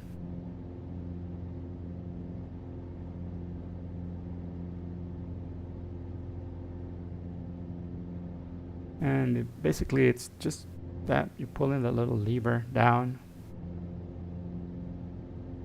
Right now we're about halfway. So I'm going to try to keep it at 15, 1530, something like that. And that should give us a nice oomph we need. Oomph. but this is a really capable. I mean, these are all creature comforts. I mean, this autopilot thing here. But it does make your job of flying the plane a lot easier because, I mean, you're not worried about that, and the plane is a lot more stable than if you were doing all of this by hand. And then you can spend more time obsessing over how you want your gas to go. So right now we are on the left tank, which is over here, and it's already at 15. And this one is not at 15. That's our right tank. So we're going to switch over to our right tank now. Actually, we'll switch over to our right tank as soon as we've leveled out at 9,500 feet. 9,500 feet for a Cub, that's pretty. We're talking, we're up there. We're up really high. But, you know, these Cubs can handle it. I think this particular model of the Cub can go up to 14,000 feet is the ceiling, I think. Let's look that up.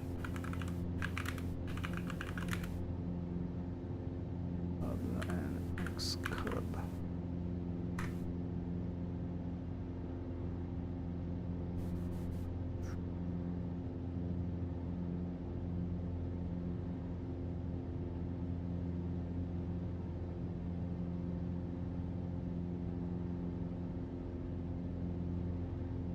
My gosh, I asked a simple question and it doesn't give it to me. Let's see. Service ceiling, yeah, 14,000. Cool, I was right on the money. It sent me to Wikipedia. Wikipedias. But I could find the information there on the Wikipedias. Alright, let's see how we're doing. Look, we're now at 1506, so now that means we can lean a little bit. Lean a little bit. Pull that little red tab back. Let's more oxygen into the chamber, and there we go. Look, our exhaust gas temperature is getting hotter, which is good. And another thing we got to look at is our cylinder head temperature will also rise, and we want to make sure that this doesn't go up too high. And we want to make sure that this stays at a level that is reasonable. And we said if we want it to be at 1530, there we are, 1530. That will give us the same amount of performance that we were having on our climb up. But since we asked it to stay at 80 knots, and the air is thinner over here, up here, you see that we're not getting the same 1,000 feet that we were getting down there. Our climb performance is, starts to decline the higher up you go, especially on these kind of airplanes.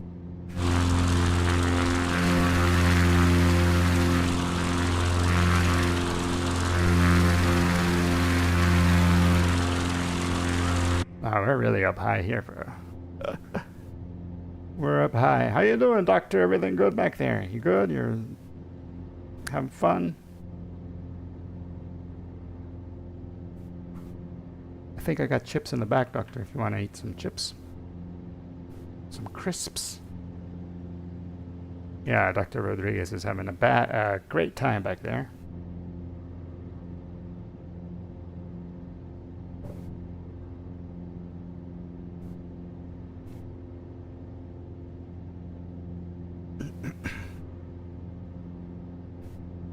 There we are, only 500 feet to go to reach our cruise altitude, and then we'll adjust the airplane for cruise.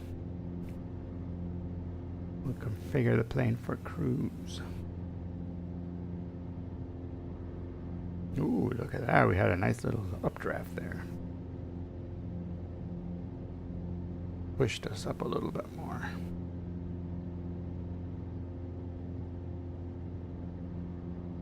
All right.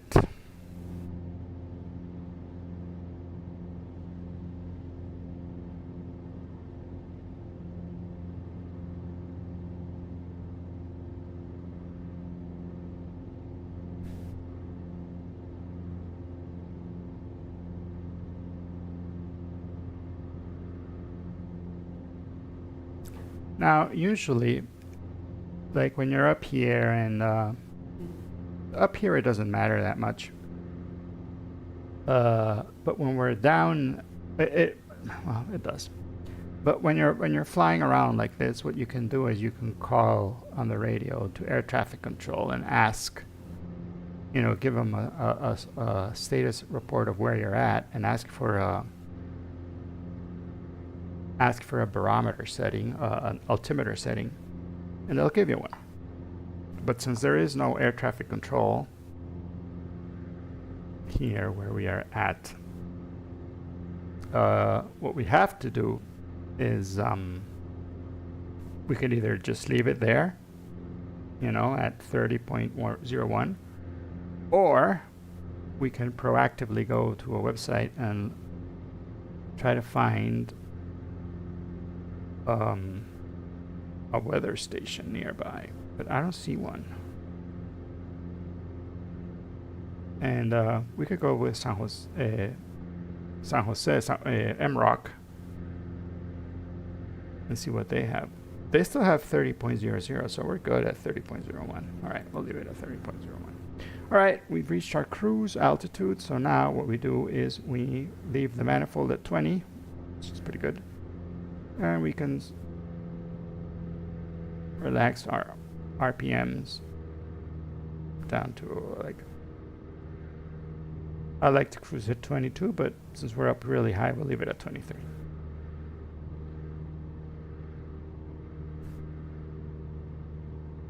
Or 2,300, and we're gonna lower our, we got our mixture right. Let's see where it peaks.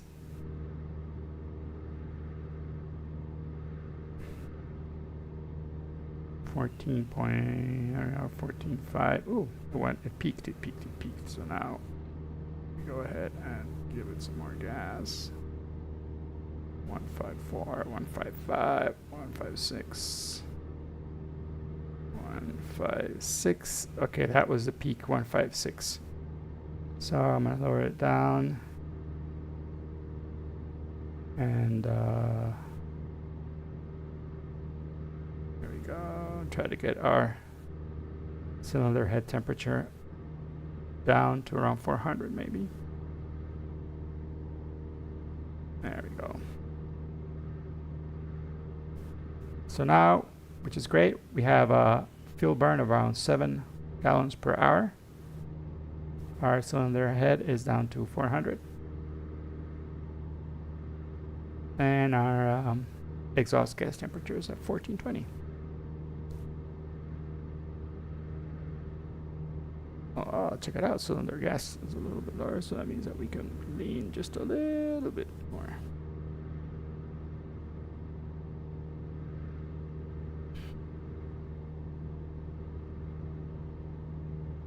I wonder if we can get our fuel gallons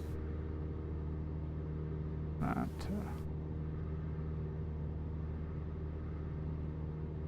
let's see if we can get that down to 6. That would be fantastic. It's 1 less gallon per hour. It's not gonna make a big difference, but I would like the performance out of the airplane, because we're going at 108 knots on the ground. That's not bad. That's pretty good. Could do better though. There we are. There we are. Now it's climbing.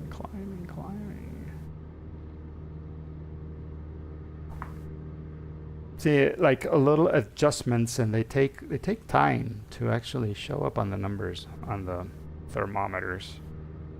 So you do an adjustment, and you just wait pretty much and see what the outcome is over here. Our outside air temperature went down to 11 degrees centigrade because we're really up high. So, yeah. This is the pass we're aiming for. See, like it's super high over here, and here it's kind of low. So this is where we wanna go through, and it's a little hairy. It's a little hairy. It's right here, this pass right here. I think we can make it. Let's just hope that it's not too windy up there and not too turbulent. Otherwise, we're gonna have to push this airplane to its limits. Try to get as much performance out of it as we can. Look, cylinder heads went down all the way to 380.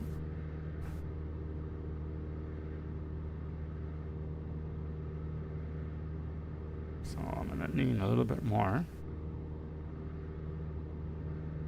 It also helps that the outside air temperature is cooler, so that helps us keep our cylinder heads temperatures down. Okay. Gas, how we doing? 15. And okay, let's switch over to the right-hand tank now. Fuel pump. Right-hand tank. And nothing changed. Fuel pump off.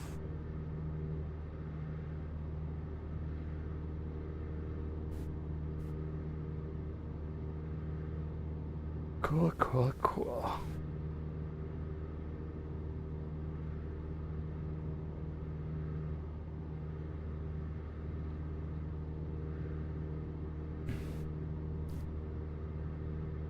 Plus Punta Arenas. What's that little airfield down there? Way down there. I wonder if we can see it from up here.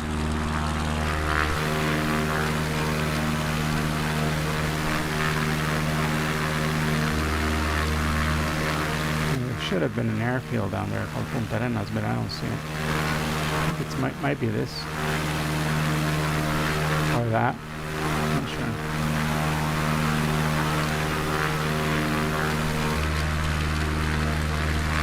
Too high up.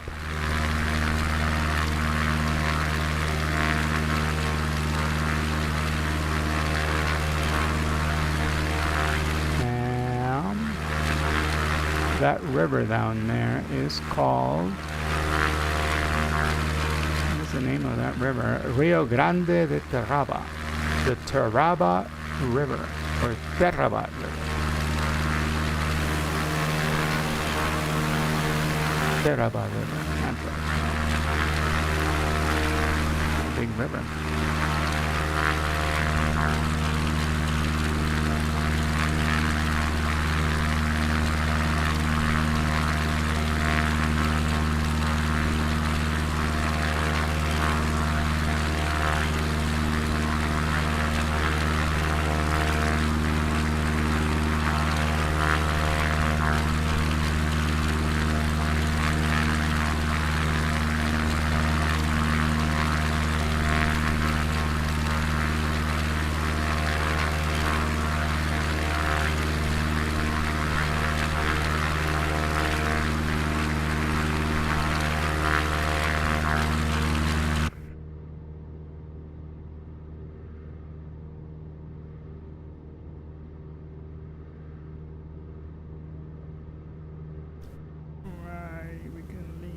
Bit more.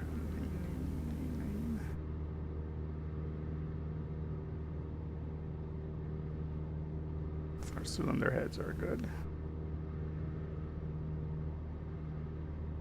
To 380 maybe. Oh, look, we got our fuel gallons per hour down to 6. So I'm thinking that's good. We're gonna leave it there. We're gonna leave it there. And our ground speed went up to 109 knots. Our true airspeed went up to 115. So that's good. And as you can see, that kind of confirms, I think, that we have a headwind. The fact that our true airspeed is 113 and our ground speed is 109 gives the impression that there's a headwind. But still 108 knots over the ground is nothing to laugh at. That's pretty good. That's over 100 miles per hour and no traffic.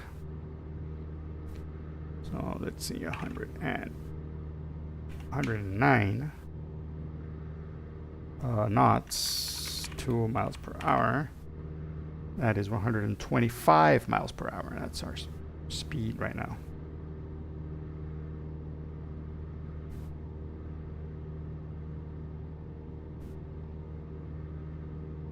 $125 miles per hour.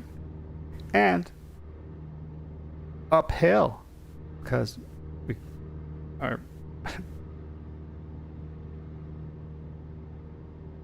we don't have to worry without all those turns and no traffic and no lights, and it's just us.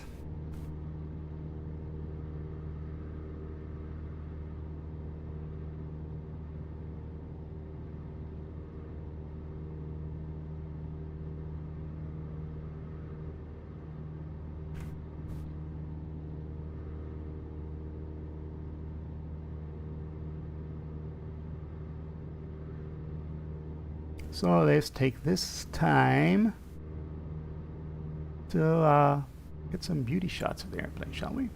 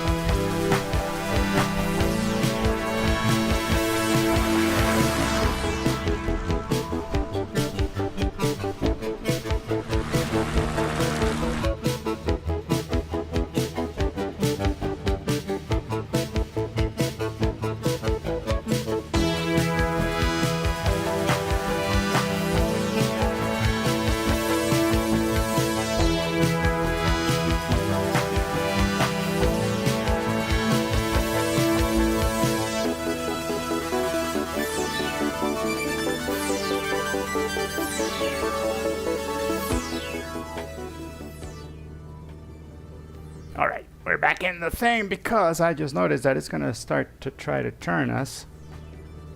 I think this is Buenos Aires, MRBA.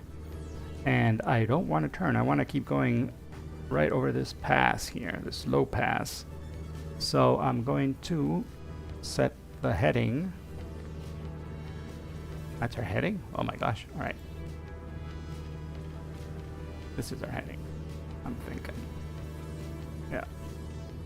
We're going to be doing this by eye, guys. By eye. So if you see the plane drifting in a direction that we're not supposed to be going, please let me know so that I can adjust it here.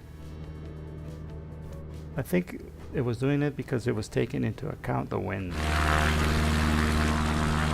See, we have some wind hitting us here on the side. Yeah, that's what it was doing. We'll see. We'll see.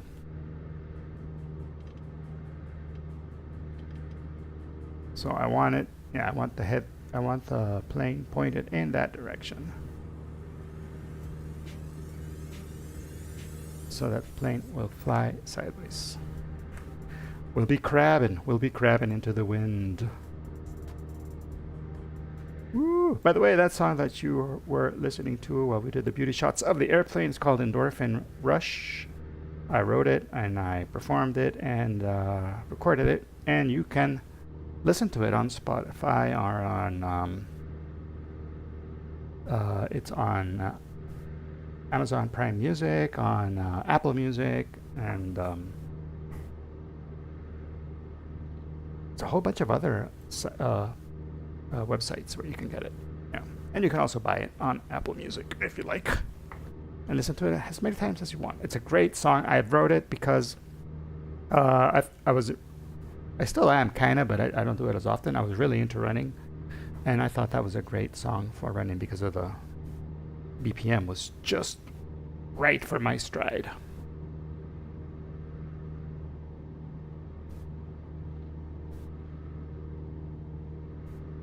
All right. Also, I was really into synths, and I still am. I like synths a lot.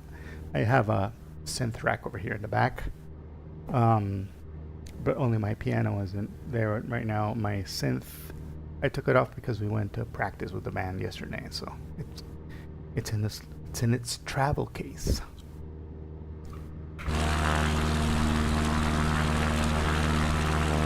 But those songs and a whole bunch more, if you look for Omar Man on Spotify, you will find it. Omar Man. All together, one word. All right. We're flying. We're moving along.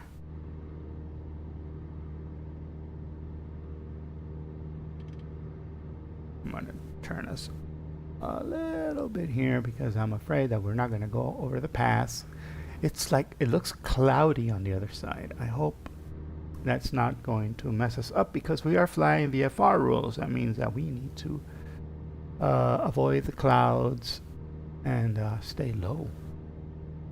Good thing we have synthetic vision on the airplane. That helps us stay clear of that, but still, it doesn't make... I mean, it helps us be safe or safer, but we still need to stay clear of the clouds. I mean, that doesn't remove the restrictions. Isn't that beautiful? This is beautiful. Central America is so freaking nice.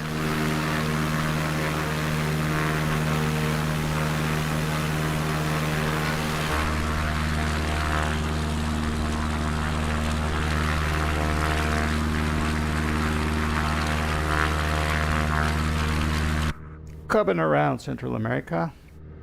Santos, has llegado tarde. How are you? Mi amigo Santos. Santos, te presento al doctor Rodríguez que viene atrás en el avión. El día de hoy hemos hecho un poco de role-playing. Empezamos en Costa Rica, en la ciudad, en San José. Ahí recogimos, bueno, no, ahí no recogimos a nadie. Ahí nos fuimos hasta el aeropuerto Sirena, que queda en el Parque Nacional Corcovado, Costa Rica. El aterrizaje fue en una pista de grama, en medio de los árboles, en medio de la jungla. Ahí recogimos al doctor Rodríguez. Y ahorita estamos cruzando la cordillera de Costa Rica, porque estamos llevando al doctor Rodríguez desde un parque nacional en el sur de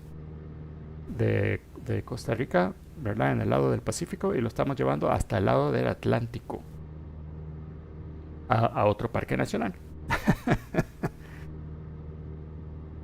Sí. Así que ese es el día de hoy, eso es lo que estamos haciendo. Eh, lo estamos haciendo en este avioncito que está diseñado perfectamente para aterrizar en pistas de grama y pistas de tierra y toda la onda. Tiene que llegar para hacer una operación muy importante. No, él es doctor en otras cosas. Doctor en leyes. Él es doctor en economía, creo yo. Su doctorado no es médico. ¿Te puedes imaginar eso? Si él es doctor, pero en historia. Alright. So here we go. We're flying. Check it out. This is the part I was scared of. We're at 9,500 feet. No es esa clase de doctor. It's not that kind of doctor, yeah. This is the part I was scared of because these mountains are freaking tall. Like the tallest peak is 13,500 feet. And this plane can only go up to 14,000 feet. So we had to find a pass. Pero los mapas que vimos, the maps that I checked, told us that this was the correct altitude. Este pase nos iba a permitir volar tranquilamente. Es como un pequeño valle entre las montañitas, ¿no? Pero sí, las montañas son altas, 13,500 pies en los picos más altos. Pero aquí nos logramos mantener en 9,500 nosotros. Y eso quiere decir que también a 9,500 pies no necesitamos usar oxígeno y el doctor Rodríguez puede ir tranquilamente fumando su cigarro como lo va haciendo ahí atrás. Doctor Rodríguez, por favor, no ponga las colillas del cigarro ahí. Bueno.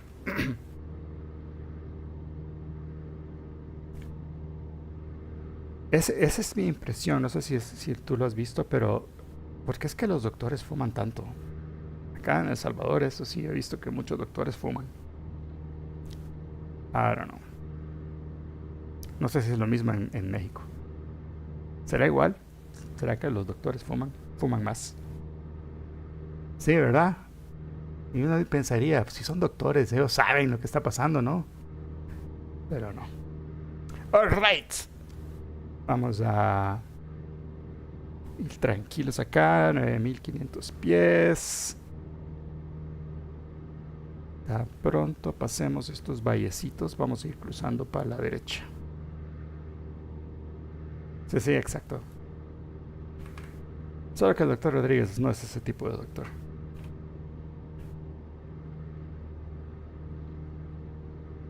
Sí, se cae una cajetilla diario, así es.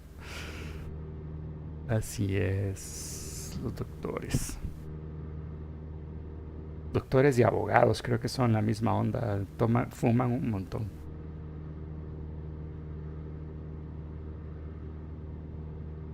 Pero ya.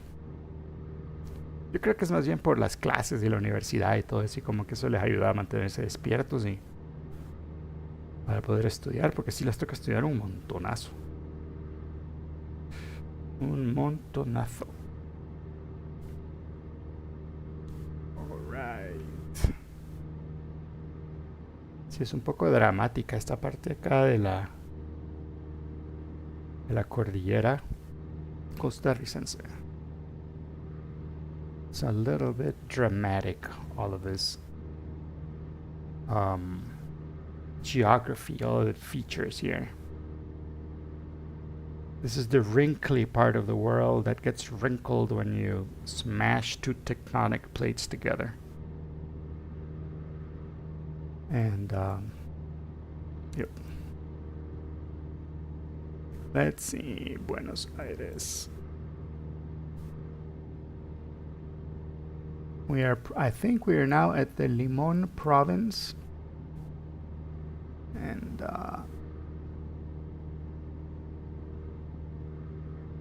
from Buenos Aires, yeah. I don't know what that river that is below us is called because I can't see it here on the map. Maybe we'll find it in a satellite map. The Chiripa? No, that's not it. That's too much to the north. Who is this? No, yeah, I don't see. Oh, maybe this is it. It's el Telire River. Ese es el río que va justo abajo de nosotros. Se llama el río Telire, I think.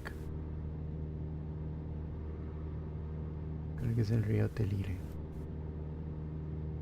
Can we see it? Sí, aquí va a ver. Wow. No está mal, nada mal. Ok, vamos a ir cruzando a la derecha para irnos reincorporando de nuevo con el plan de vuelo. Y aquí vamos a ocupar la visión sintética porque miren este montón de nubes. Pero aquí, de este lado, sí ya podemos ir bajando la altura. We are 21 miles away from our destination. Así que ya podemos ir bajando la altura. Vamos a ir... Creo que ya podemos ir bajando del todo hasta los 1000 y algo. Vamos a revisar. ¿Qué dice Sky Vector? El aeropuerto de Pandora, que es a donde vamos a aterrizar nosotros. El aeropuerto de Pandora está a 98 pies. Así que podemos bajar de un solo hasta los 1000. Vamos a irnos de un solo hasta los 1100. Para darnos un margen de 100 pies. Y vamos a ir bajando.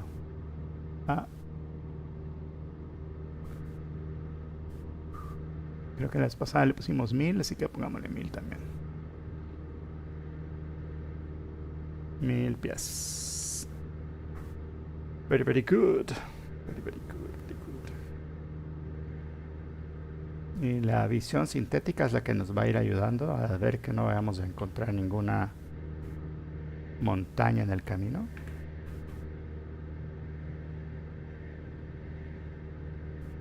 Sí, lo voy a bajar un poquito el throttle para no meternos en el amarillo, porque meternos en el amarillo mientras pasamos nubes sí es malo. Malo, malo, malo. Así se llama chiripa, ¿viste? Hay un lugar que se llama chiripa.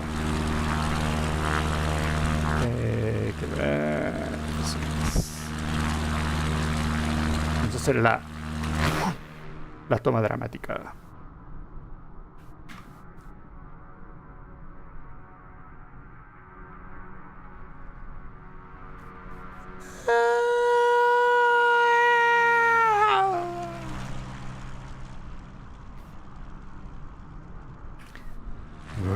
Bajando rápido, man.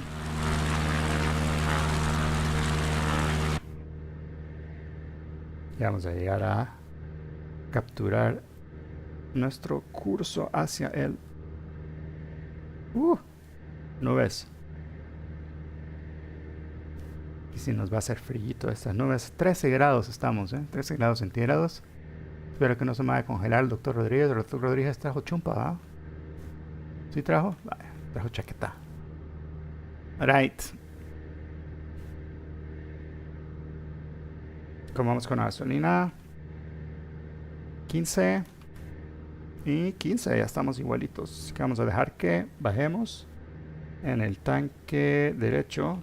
Y cuando vayamos a aterrizar nos pasamos al tanque izquierdo. Nice.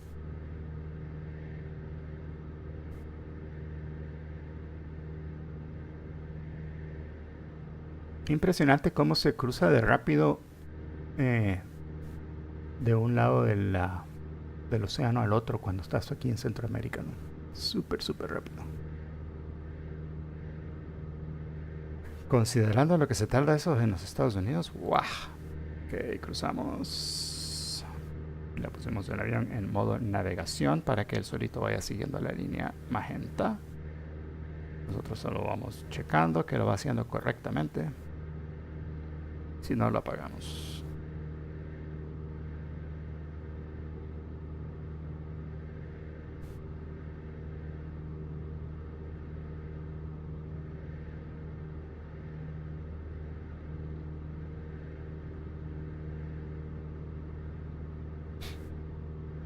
Okay, so far so good. Very, very good, very, very good.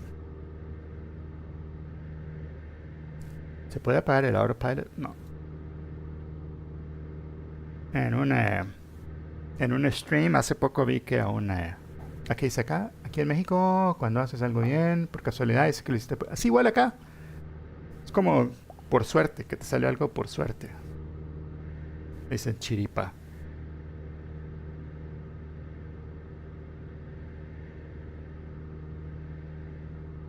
Y también lo usan como medio insulto acá, ¿no?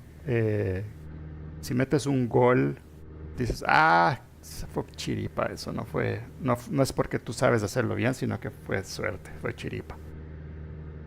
Es como despectivo.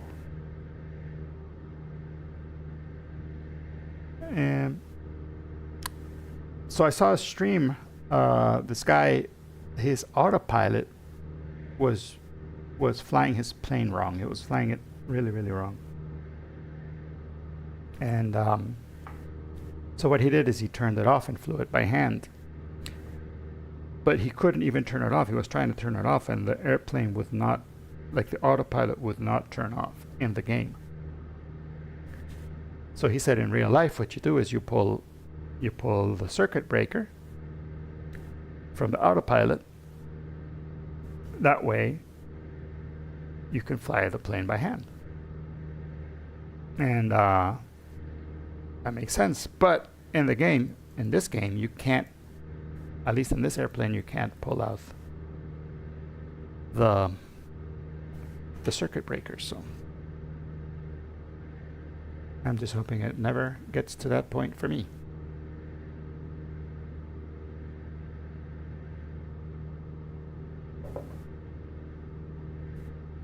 At least for us and this airplane, I've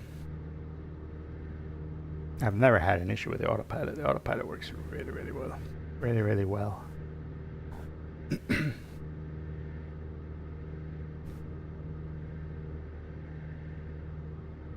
Okay, I'm going to adjust our descent rate because I don't want to hit this mountain here. And we're gonna, until we get over that mountain, I'm gonna go to 500 feet per minute.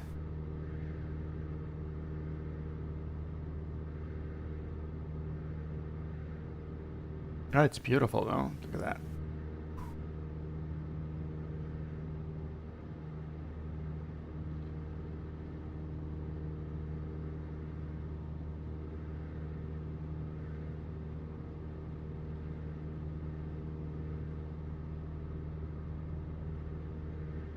El doctor Rodríguez viene tomando fotos ahí atrás, así que creo que va bien.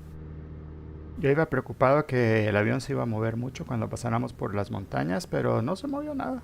O sea, se movió lo normal. It did not move more than it should move, and it's been a pretty pleasurable flight. Now, Pandora Airport, according to SkyVector, it has a hard runway surface, so we should be fine. And let's check our Navigraph. And let's see, let's search for the airport.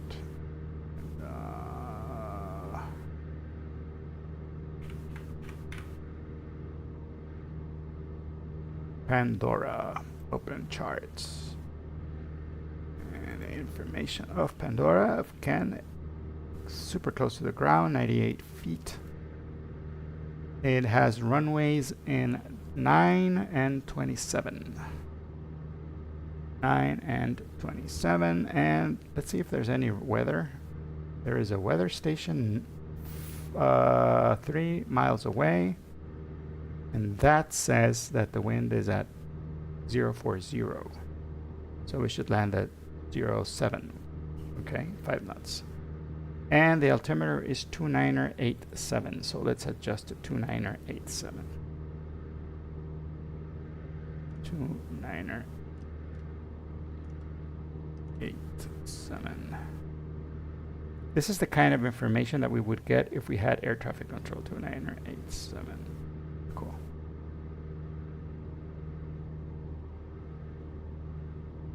All right, let's put our map back in here because I want to see where we're at. Okay. And runway 7. So how far away are we? Ooh, we're super close. So let's give our shout out. Pandora traffic, November X-ray Charlie Mike Romeo Echo is 4 miles to the south inbound to land on runway 7. Straight in landing at 2,500 feet. Pandora. Alright. Pandora, Talamanca, Costa Rica. That's where we're at. Alright. Mixture goes full rich. Prop goes full forward. We lower our thing here. We put on our fuel pump. We go to the fullest tank, which in this case is our left tank. Right? 15 and 15. Left tank is fullest. Left tank. Carb heat comes on. C-Gump check is complete.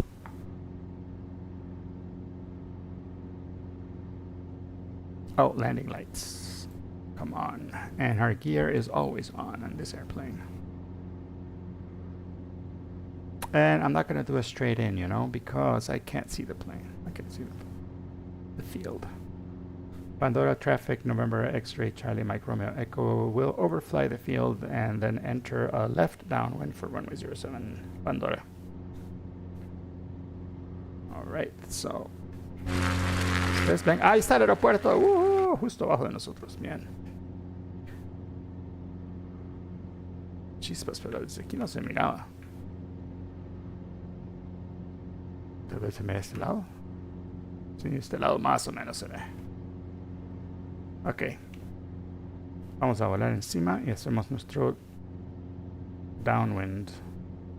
Veamos el autopilot, ya lo manejamos nosotros. Sobre ese rillito, entonces es paralelo al rillito. Pandora traffic, November X-ray Charlie Mike Romeo Echo is on downwind for runway 07 Pandora.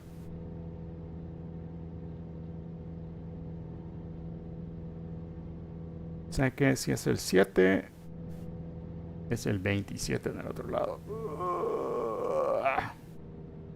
6. Ah, no, es un poquito más, 25 creo que es.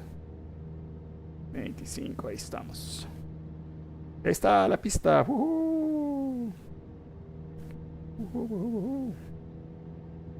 Bien. Bajamos bastante el poder. Mantenemos la nariz arriba. Que baje el airspeed. Ahí ya podemos poner los flaps. Los primeros frenos. Ya estamos en 1100. Le damos potencia para no seguir bajando. Y nos vamos a ir hasta 3 millas de distancia. Y eso nos va a dar el espacio suficiente para hacer un approach controlado.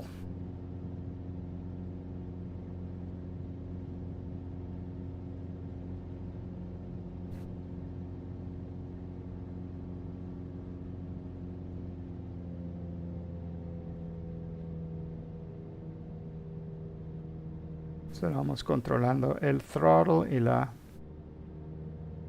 nariz para mantenernos justo donde queremos estar a la velocidad adecuada. Yep.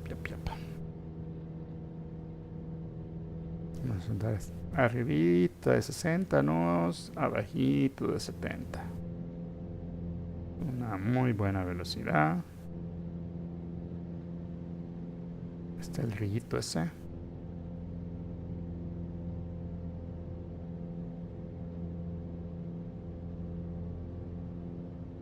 Un poquito de potencia para subir esos 100 pies que nos hacen falta. Aquí estamos ya. Pandora traffic, November X-ray Charlie Mike Romeo Echo is turning base, runway 7.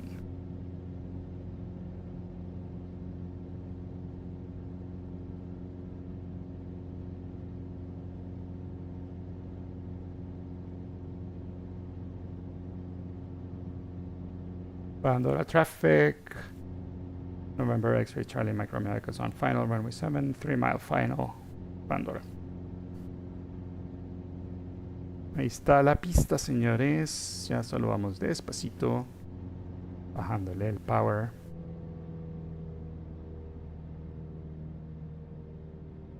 Dejando que el avioncito solito caiga.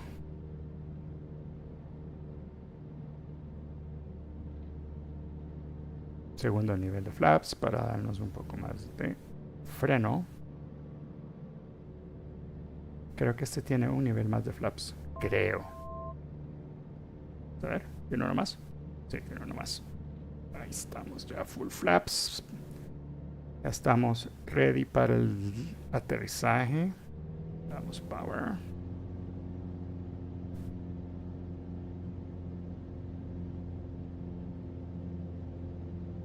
Sí, viene un poquito el viento, miren. Es del norte, entonces eso nos va a hacer que el avión quiera volar de ladito.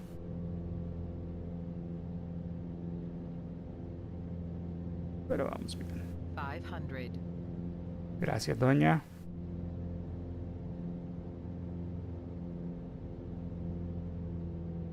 Vámonos power. Eso es.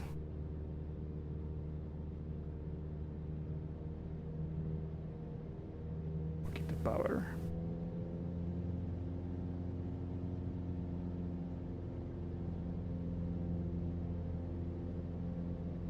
Vamos power.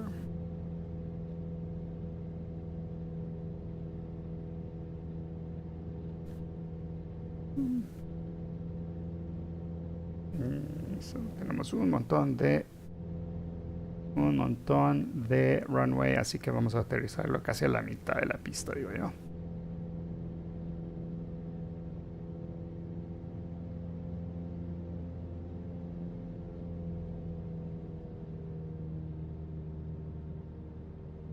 Ok, apagamos el power y le vamos despacito, despacito, despacito.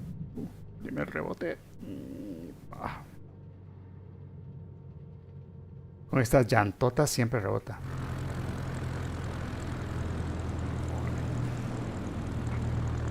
Está con la cola abajo, ya podemos ir cruzando. Fue otro truco que me dijeron. Es más fácil cruzarlo ya con la cola en el piso. Alright. Uy, ahí está el chavo que nos va a parquear, ¿ve? Gracias, chavo man. Chavo man.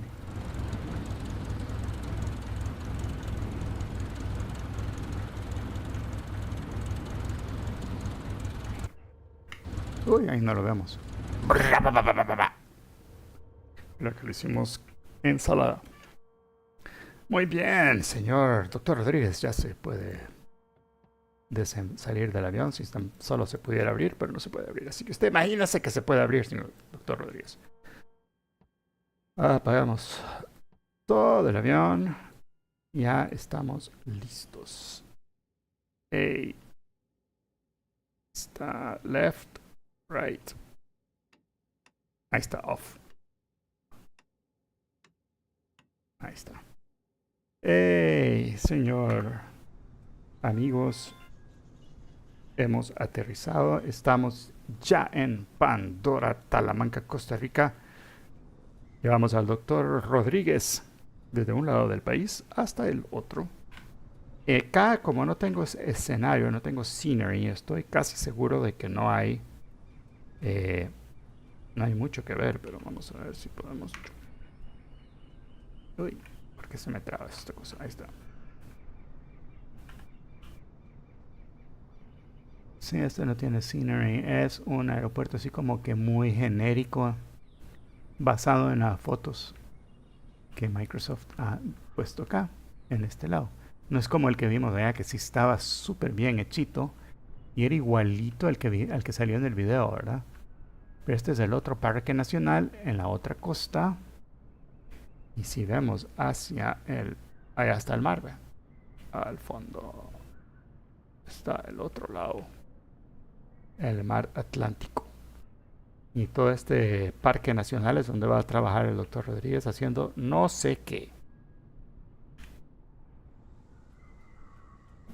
Pero por eso no nos pagaron por traerlo acá. Amigos, ya tenemos, quiero ver cuánto tiempo hemos estado conectados ya transmitiendo. Vamos alguito. Pero quiero agradecerles, ya sí, 3 horas. Quiero agradecerles por acompañarme. Gracias, Santos, por estar acá. Siempre, ahí si quieres ver el VOD, ahí va a estar disponible para que lo veas. O en YouTube también, ahí está todo el vuelo completo para que puedas ver. Ahí hasta vimos un video de cómo era el otro parque nacional a donde aterrizamos y se miraba bien bonito. O sea que sí, es un lugar así como que muy bueno para ir a vacacionar. Si es que te gusta andar caminando así entre animales salvajes. Creo que vimos pumas y cocodrilos y monos y un montón de cosas así. Que es bien interesante, está bueno. Pero gracias de vuelta por estar acá con nosotros. Quiero ver si hay alguien a quien podamos hacerle raid. Ah, ahí está Ocando, que siempre hace vuelos. Y Ocando siempre hace vuelos de los mismos que hago yo. Así que podemos ir a seguirlo a él, es buenísimo. De vuelta, gracias por estar acá. Gracias, Santos, por ser chica súper fiel. Y por aguantar las locuras que hacemos acá. Y nos vemos próximamente el otro domingo haciendo otro viaje bonito por lugares del mundo donde casi nunca vamos. Así que vamos.